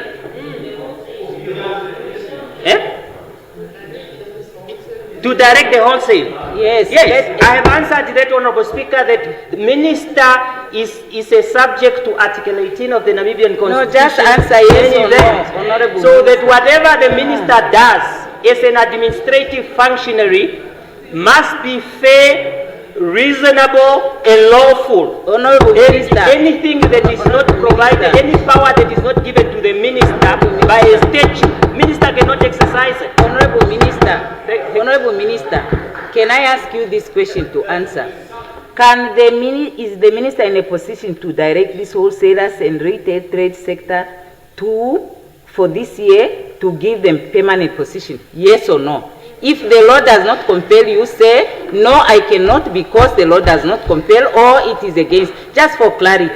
Because when you answer like that, even I don't know what you are saying. My answer, No, Honorable Member. Honorable Speaker, can you help me to understand? No, because... an employment relationship is governed by the principle... Okay, no, because the law prohibits you, or why? Yes. Okay, and then because the relationship is governed by freedom to contract and freedom of association. Okay, Honorable Member, take your seat. Thank you. Thank you. You will provide a written copy of your answers. Yeah, today. Yeah. Okay, now we proceed. Question 223, Honorable Likando, to the Minister of Environment and Tourism. Minister. Honorable Speaker, I put the question.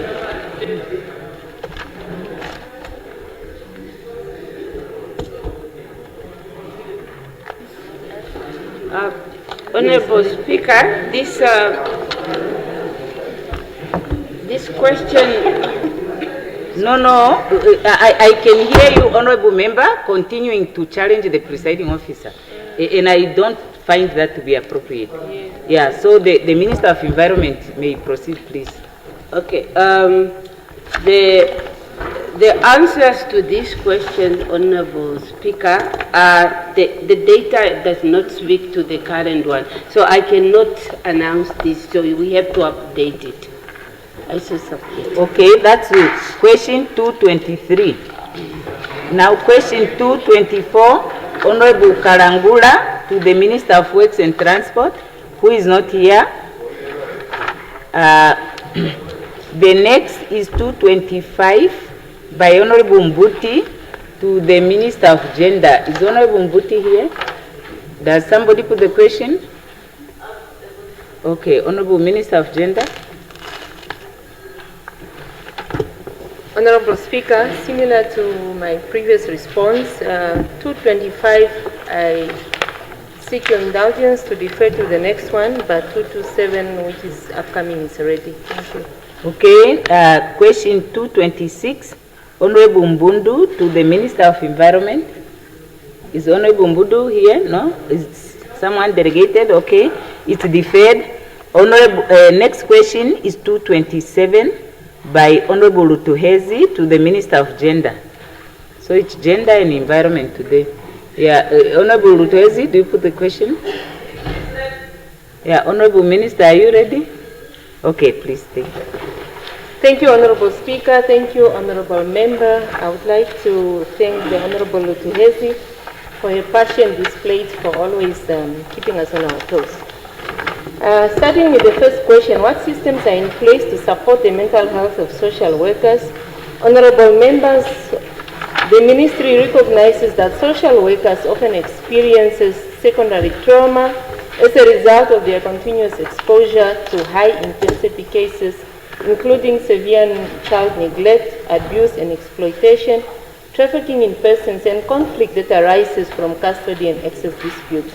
Now, these responsibilities can place significant emotional and psychological pressure on our social workers and may contribute to compassion, fatigue, occupational burnout, and reduce professional resilience. Now, honorable members, in response, the ministry has put in place several support measures that is aimed at promoting the mental well-being of our social workers and also to strengthen their capacity to continue serving vulnerable children effectively. Now, some of the measures that I would like to share with the honorable members is that our employee wellness program that we have in place, the ministry has a dedicated budget for employee wellness. This budget supports activities such as team building, awareness sessions, interventions that addresses mental health and workplace well-being. When necessary, professionals such as psychologists and other relevant experts are engaged to provide guidance, counseling support, and practical coping strategies to staff members. The other initiative that we have is our supportive supervision of social workers. Social workers at regional level receive regular supportive supervision. These sessions focuses on the management of complex cases. We know the task at hand that the social workers are faced with. Therefore, we provide also with professional guidance, personal development, ethical practice, and capacity building as some of the measures to ensure that we continuously develop them and build their capacity. Supportive supervision also provides a platform for social workers to reflect on difficult cases, receive technical support, and to identify areas where additional assistance or training may be required. The other program that we also have in place is annual debriefing sessions for all social workers. The ministry conducts dedicated annual debriefing sessions for our social workers. These sessions are facilitated by qualified professionals and are intended to address professional burnout, as I indicated already, issues of secondary trauma, and emotional impact associated with handling the very complex cases that our social workers are dealt with on a daily basis. The debriefing sessions also create a safe space for social workers to share experiences, receive psychosocial support, and to strengthen peer support among the colleagues. Furthermore, the ministry encourages social workers to take time off. We know that in government nowadays the management of leave cycle is strictly complied with, and these are also some of the measures that deter them from having burnout. However, the ministry acknowledges that the current measures may not be sufficient given the demanding nature of social work. For this reason, the ministry intends to develop a more structured debriefing model for our social workers in future, with clear procedures for regular psychosocial support, referral for specialized cases, and follow-up where it's needed. Are their current workload sustainable? No, the current workload is not sustainable. I want to also mention that, honorable members, the ministry continues to lose more than 20 social workers annually to other ministries, other institutions. Therefore, the turnover is quite high in this profession, which places further pressure on those remaining in service. The nature of cases handled by social workers is complex and often requires intensive assessment, counseling, follow-up, home visits, case conferencing, court preparation, and continuous engagement with families and other stakeholders. As a result, social workers are often left with limited time to provide in-depth psychosocial care to clients who require sustained support. The third question, that of what investments are being made in trauma support and professional care for them, this question has been answered in 1B2. And as well as question 4 that seeks to ask how we are caring for most vulnerable, or how the social workers are taken care of. I think I dealt with it in my first two responses. I so submit. Thank you. The next question is 228 by Honorable Brinkman to the Minister of Health. Does Honorable Brinkman put the question?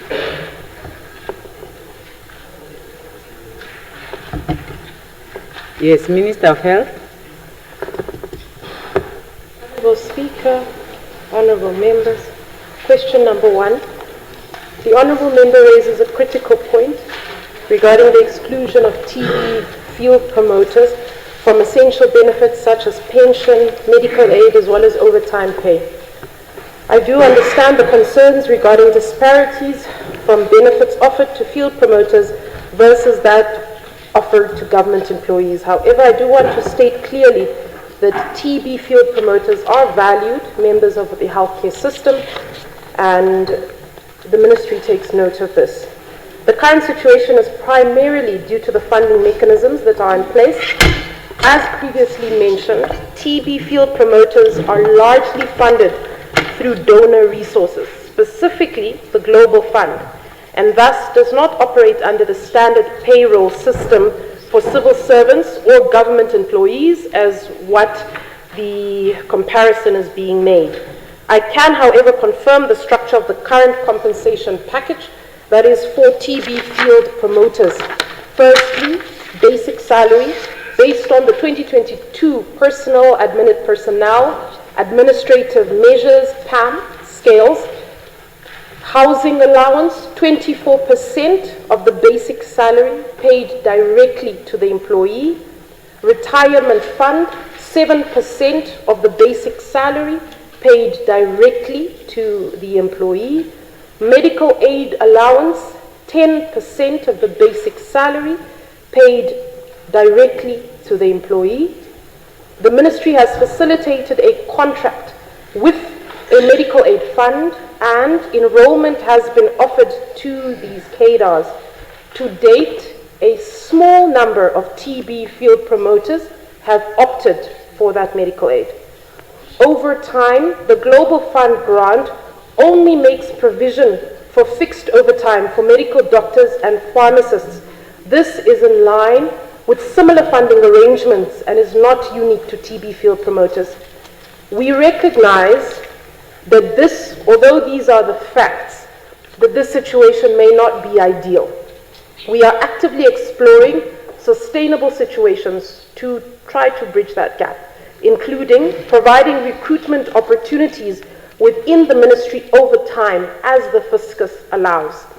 We are also engaging with Global Fund and other potential funding partners to explore options for incorporating these essential benefits into the TB field promoters' compensation packages. Question number 2, the Honourable Member raises concerns regarding the reclassification of TB field promoters as well as a pending salary increase. I do want to offer some clarification on this matter. Firstly, Honourable Speaker, I would like to clarify that the TB field promoters were not formally upgraded from a grade 15 to a grade 13. Their current contracts still reflect grade 15, which is health assistant for TB and leprosy, which aligns with their current remuneration. The use of the term health assistant may be reflected our intention to harmonize all community health workers, a process that is still underway. It is worth noting that the personnel administrative measures for the grade 13 health assistant requires a completion of a 6-month training program, which was not a requirement for the TB field promoters who are generally recruited as lay cadres. Regarding the agreement upon 5% salary increase and retroactive back pay, I acknowledge the delay in implementing this commitment. While we appreciate the need to increase salaries, it is important to remember that these are limited donor funds, especially over the past few years, as we've noted. Unfortunately, due to significant funding constraints, all donor-funded staff have not received increments during the current grant periods, including TB field promoters. We have proactively engaged with donors to explore the possibility of securing additional funding. However, we must acknowledge the reality of ongoing as well as future and still to come further cuts in funding. These persistent reductions in donor support necessitate a shift toward a more sustainable internal approach to ensure that we do not lose our hard-won gains in respect of TB as well as other critical health sectors. In this spirit, the Ministry of Health and Social Services is exploring modalities for recruitment into permanent government positions through a competitive process, but also one step at a time, as these numbers are large and cannot be absorbed all at once, especially with the budget that the Ministry of Health operates with. Question number 3, the Honourable Members raises an important concern regarding the occupational health and safety of these TB field promoters, particularly given their high-risk exposure to tuberculosis. Namibia is a high TB incident country, and all healthcare workers face an elevated risk of infection. The Ministry of Health and Social Services has established policies for occupational health and safety. Our policy is to screen healthcare workers for TB at least annually, putting those with TB on treatment. The Ministry also provides a comprehensive training to all healthcare workers, including TB field promoters, on infection prevention as well as control guidelines and procedures. These include access to personnel protective equipment, including respirators when necessary.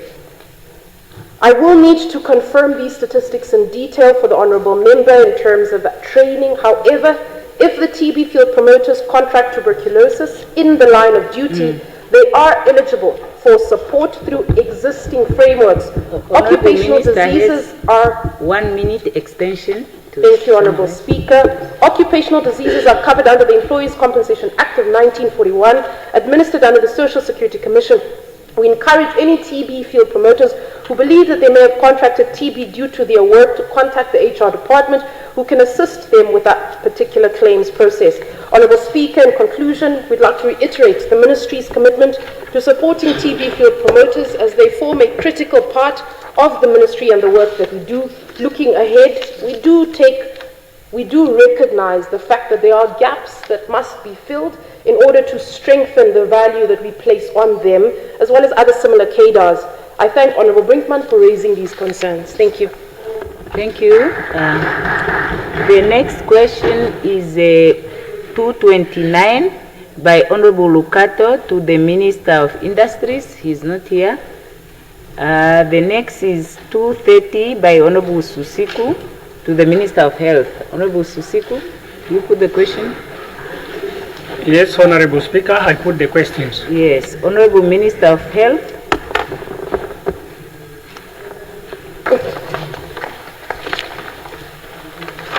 Thank you, Honorable Speaker.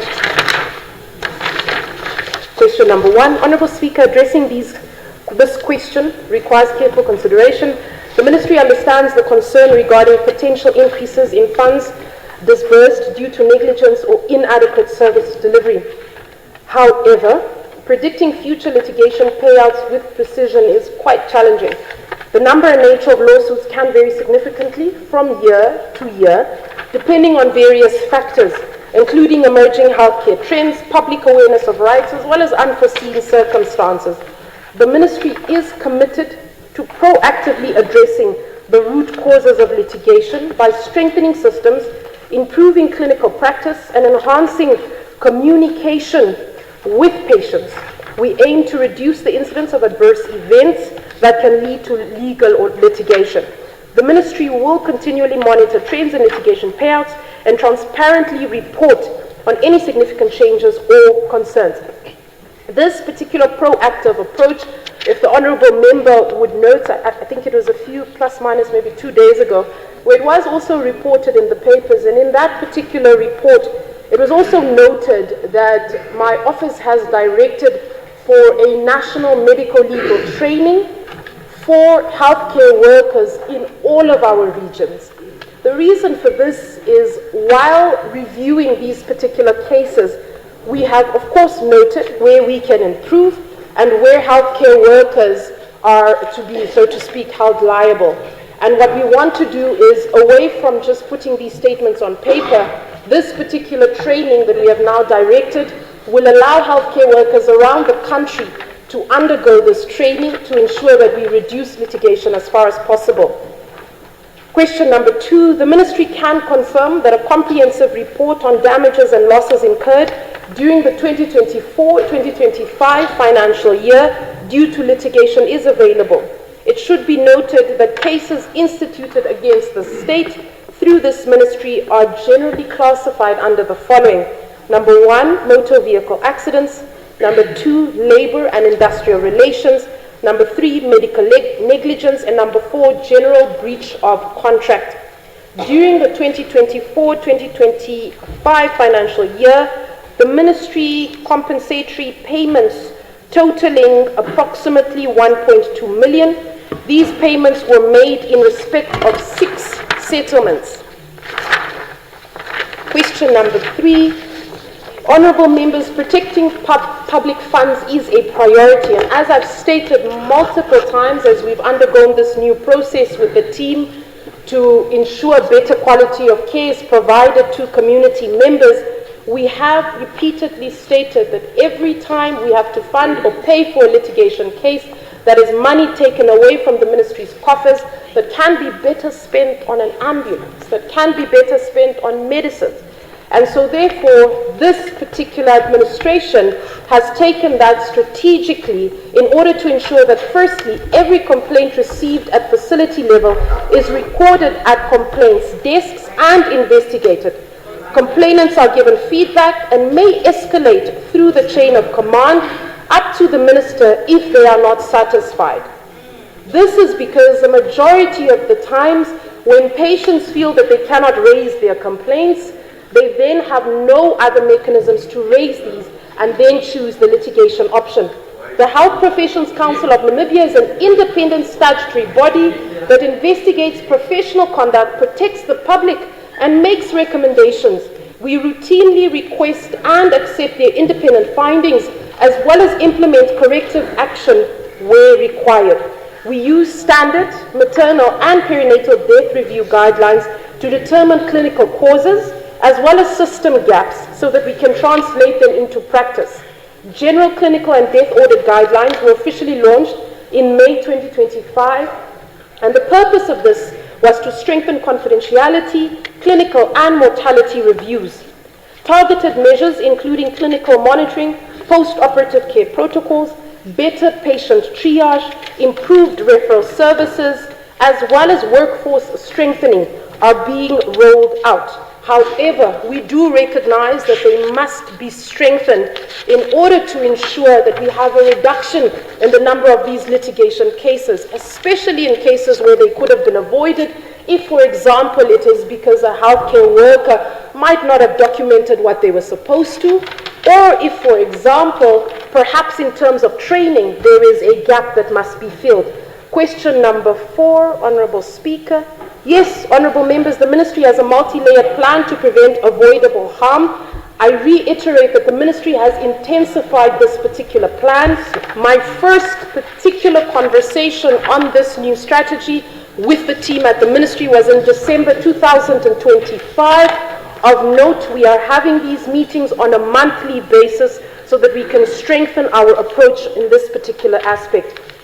We plan to accelerate the healthcare quality standards rollout and facility accreditation process so that facilities have verified systems, clinical pathways, as well as accountability structures that are at a national level, so that whatever standard in OBS and Gynae in Windhoek is the same applied in the various regions.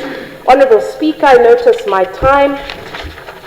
In conclusion, Honourable Speaker, Honourable Members. Okay, I have extended by 1 minute because of the importance of the question. Thank you, I'll go back. Okay. So, Honourable Speaker, Honourable Members, allow me to address some misconceptions and make further clarifications in light of the notice of the question. With respect to media reporting, I do want to clarify not every media headline fully captures the clinical or investigatory nuance of a case. The Ministry of Health investigates all complaints where appropriate. Independent bodies, such as the HPCNA, as well as the courts, determine liability. We have had incidences whereby a paper might report that the payout was in millions. Meanwhile, and this is an actual example, the payout was 150,000 Namibian dollars.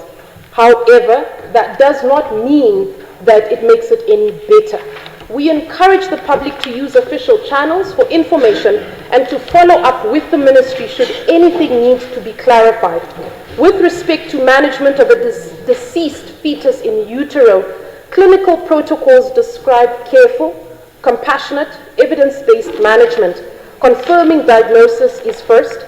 Secondly, before anything else is done, counseling of the mother and the family is important. And then choosing the safest timing and method of delivery, because it might be in utero, but we must still deliver even though the fetus has died in utero. And so therefore, finding the best timing for that delivery, for the mother's health, as well as for her emotional well-being is critical. Immediate delivery is not always the safest and the most recommended clinical action. Care must be individualized and follows accepted clinical guidelines.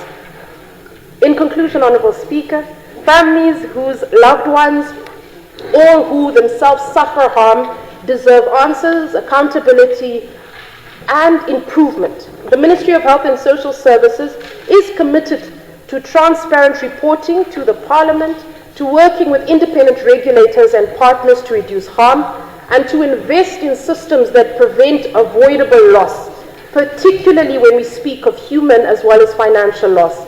The measures outlined above are not merely theoretical aspirations. These are concrete steps that we are actioning, and we are striving for continuous improvement. We welcome further scrutiny and collaboration from all stakeholders. Thank you, Honourable Speaker. Yes, thank you. The next question is to the Minister of Works and Transport by Honourable Fries. Both of them are not here. No, the time is exceeded already. The next is 232, Honourable Lukato to Honourable Minister of Finance. But when I read that question, it looks incomplete. Yeah. But I don't know, but Honourable Lukato put the question. Pose the question, Honourable Speaker. Yes, Minister of Finance. Okay, thank you. Thank you very much, Honourable Speaker. Indeed, the question is incomplete. The introduction is not there. Yeah. But Honourable Lukato was referring to. Okay, the Minister has found out and has made sense of the question. Yes. and she has the floor now to answer. Thank you so much, Honorable Speaker. Honorable Lukato, thank you for the question.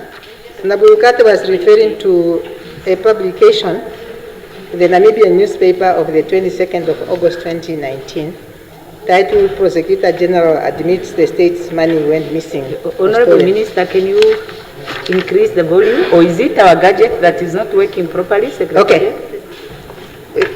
Thank you, Honorable Speaker. The question by Honorable Lukato was referring to a report in the Namibian newspaper of the 22nd of August 2019, titled Prosecutor General Admits the State's Money Went Missing or Stolen. And in this question, one of them, the first one, and I'll just be straight to the question. Honorable Lukato asks, what led to the written off of this money? I do not know which money, but in general, as a general practice, and specifically to GIPF, when they tried to recover the money, the debt which could not be recovered was then written off. And this is a set of financial practices and internal policies. The rest they have recovered where they could. Question 2, how accountable is the SWAPO-led government in handling public resources? This one is a critical one because all of us here has a role to play.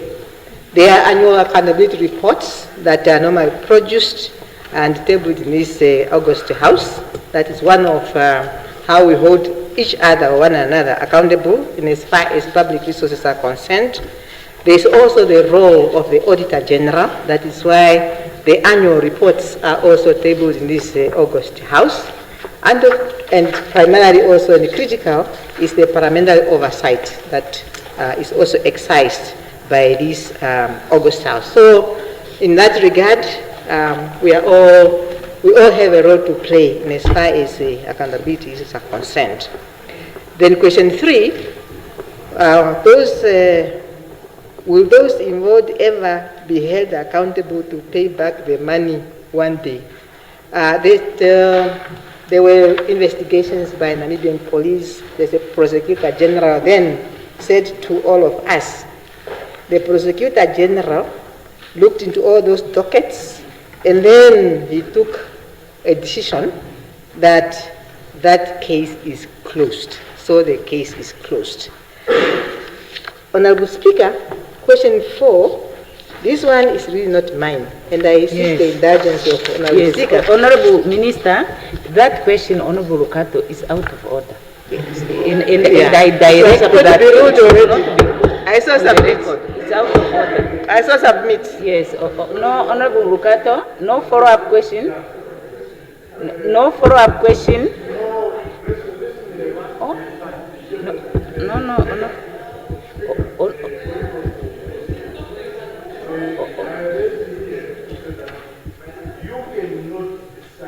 I can. No. Honorable Lukato, take your seat. Now hear me out. I can decide. And I rule out question number 4. It may not be recorded on the journal. It is out of order in terms of the rules. No, I delete. This one is out. I order now that it should not be recorded. Now you are out of order speaking from your seat, Honorable Member. Now we go to the next question, 233, by Honorable Mhifikwa to the Minister of Education. Honorable Mhifikwa, yes.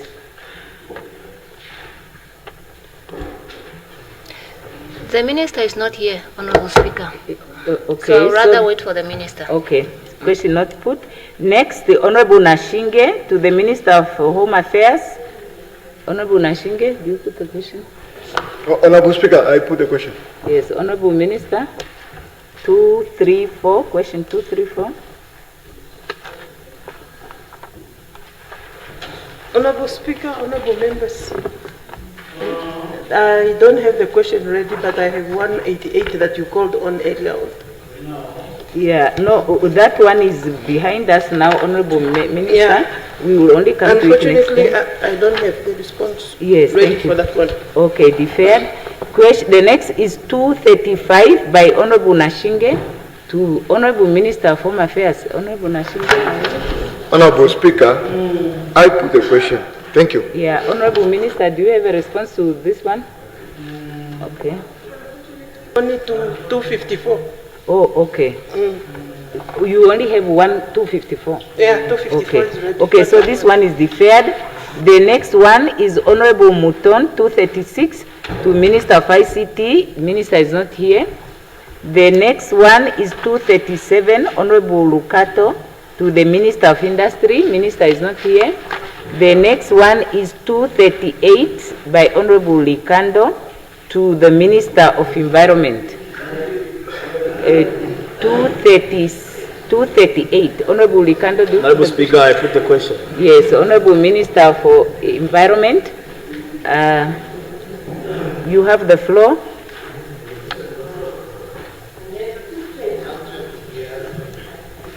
Dear.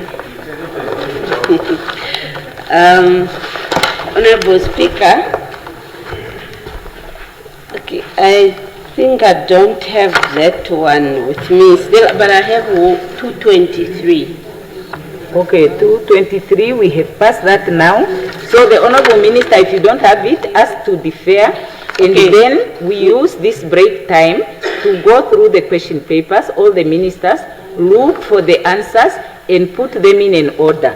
And as I was saying, you may take your seat, Honorable Minister, because the question paper is truly big. I have requested several times the chief whips that maybe we can put a break on the question so that we can clear these question papers. Yeah, otherwise, if you say no, I'm also not going to use my discretion, which I have, to go back, ask people to put questions on your behalf and whatever. If you want to ask for the purpose of asking questions, yes, that's a discretion I have, a discretion the presiding officer has. And that discretion will not be abused by you, Honorable Member. Yeah, no, that one also say you have a duty to attend. You have a duty to attend. You cannot even go there. You don't have a moral high ground. Honorable Muton, 240. Honorable Muton, 240 to the Minister of ICT, deferred. 241, Honorable Hishono, to Minister of Education. Honorable Hishono is not here. Yeah. Is it delegated? Is it put? No, we cannot put the question Okay, because the minister. deferred. So the, next is 242, Honorable Amtenya, to the Prime Minister. Honorable Amtenya, are you here? Anyone delegated? Yes, Honorable, the question is not put. Yes, the question is not put. Honorable, yeah. Yes, Honorable. Yeah, there is a point of, what is the point you are making? I will come to you. Honorable Speaker, last time when a question wasn't put and the answering minister was present, the Speaker directed that the question lapses. No, I have changed that one. No, I just want clarity. Maybe I heard incorrectly. I'm just seeking clarity because last time it actually happened. Yeah, no, honorable member, I remember there was a time the member was not here and I announced that the question lapses. Yes. And I remember you pointing to a rule. And I read that rule and I confirmed that no, the question doesn't lapse. Okay, thank you. Yeah. So, Honorable Bakera has now put the question to the Right Honorable Prime Minister. Thank you very much. As we finalize the final minutes for the day. Comrade Speaker, honorable members, this is a very, very... Comrade Kalola, he wanted that one, so good. Yes, yes. Right Honorable May. Thank you, Comrade Speaker. This one is a very important question.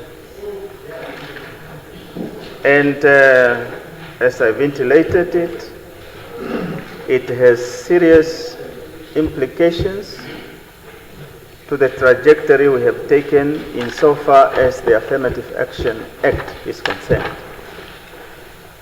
That we, on November 16, 2001, many years ago, some are young even in this August House, and it pertains to bringing the gender equality. And the honorable member went on to be very specific in terms of the strides that have been made since then by quoting the 2023 Namibia Population and Housing Census labor force findings on the labor force currently, that out of 68,541, women accounts for 40,136, and men only 28,000.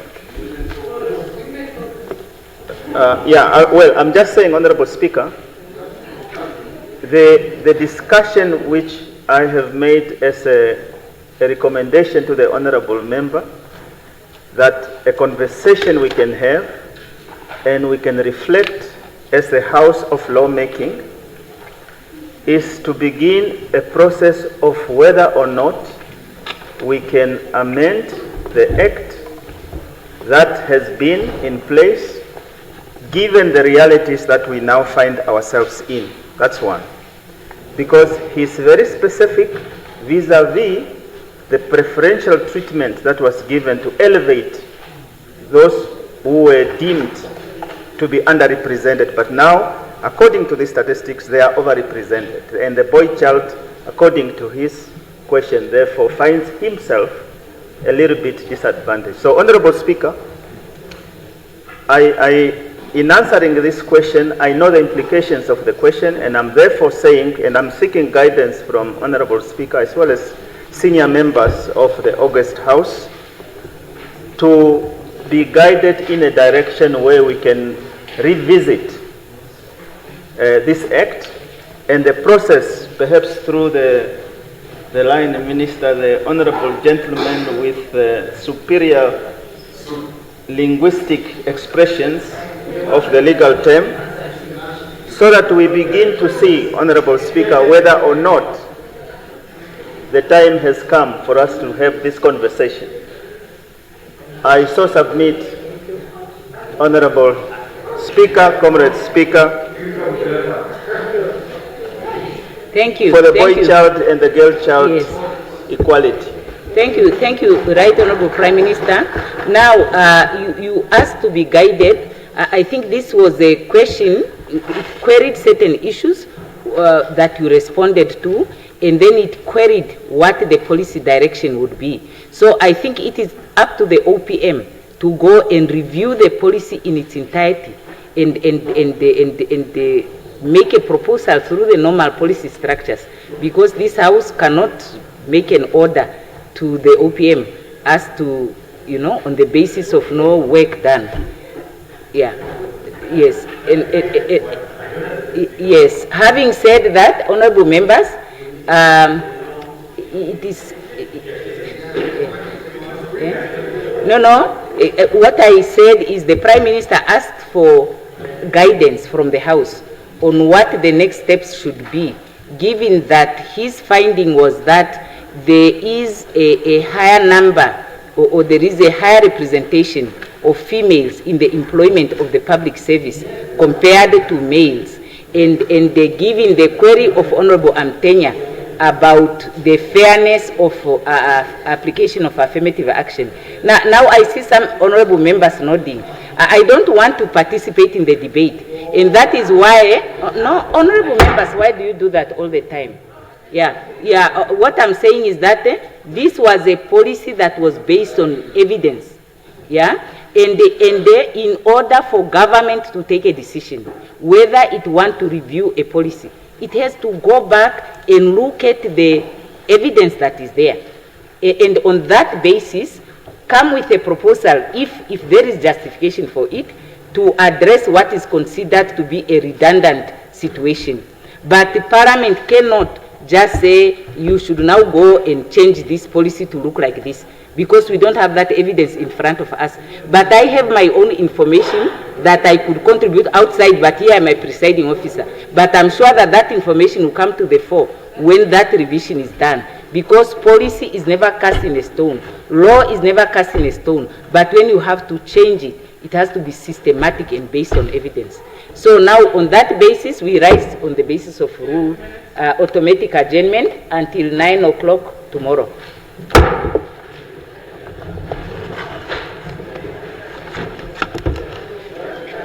are trying to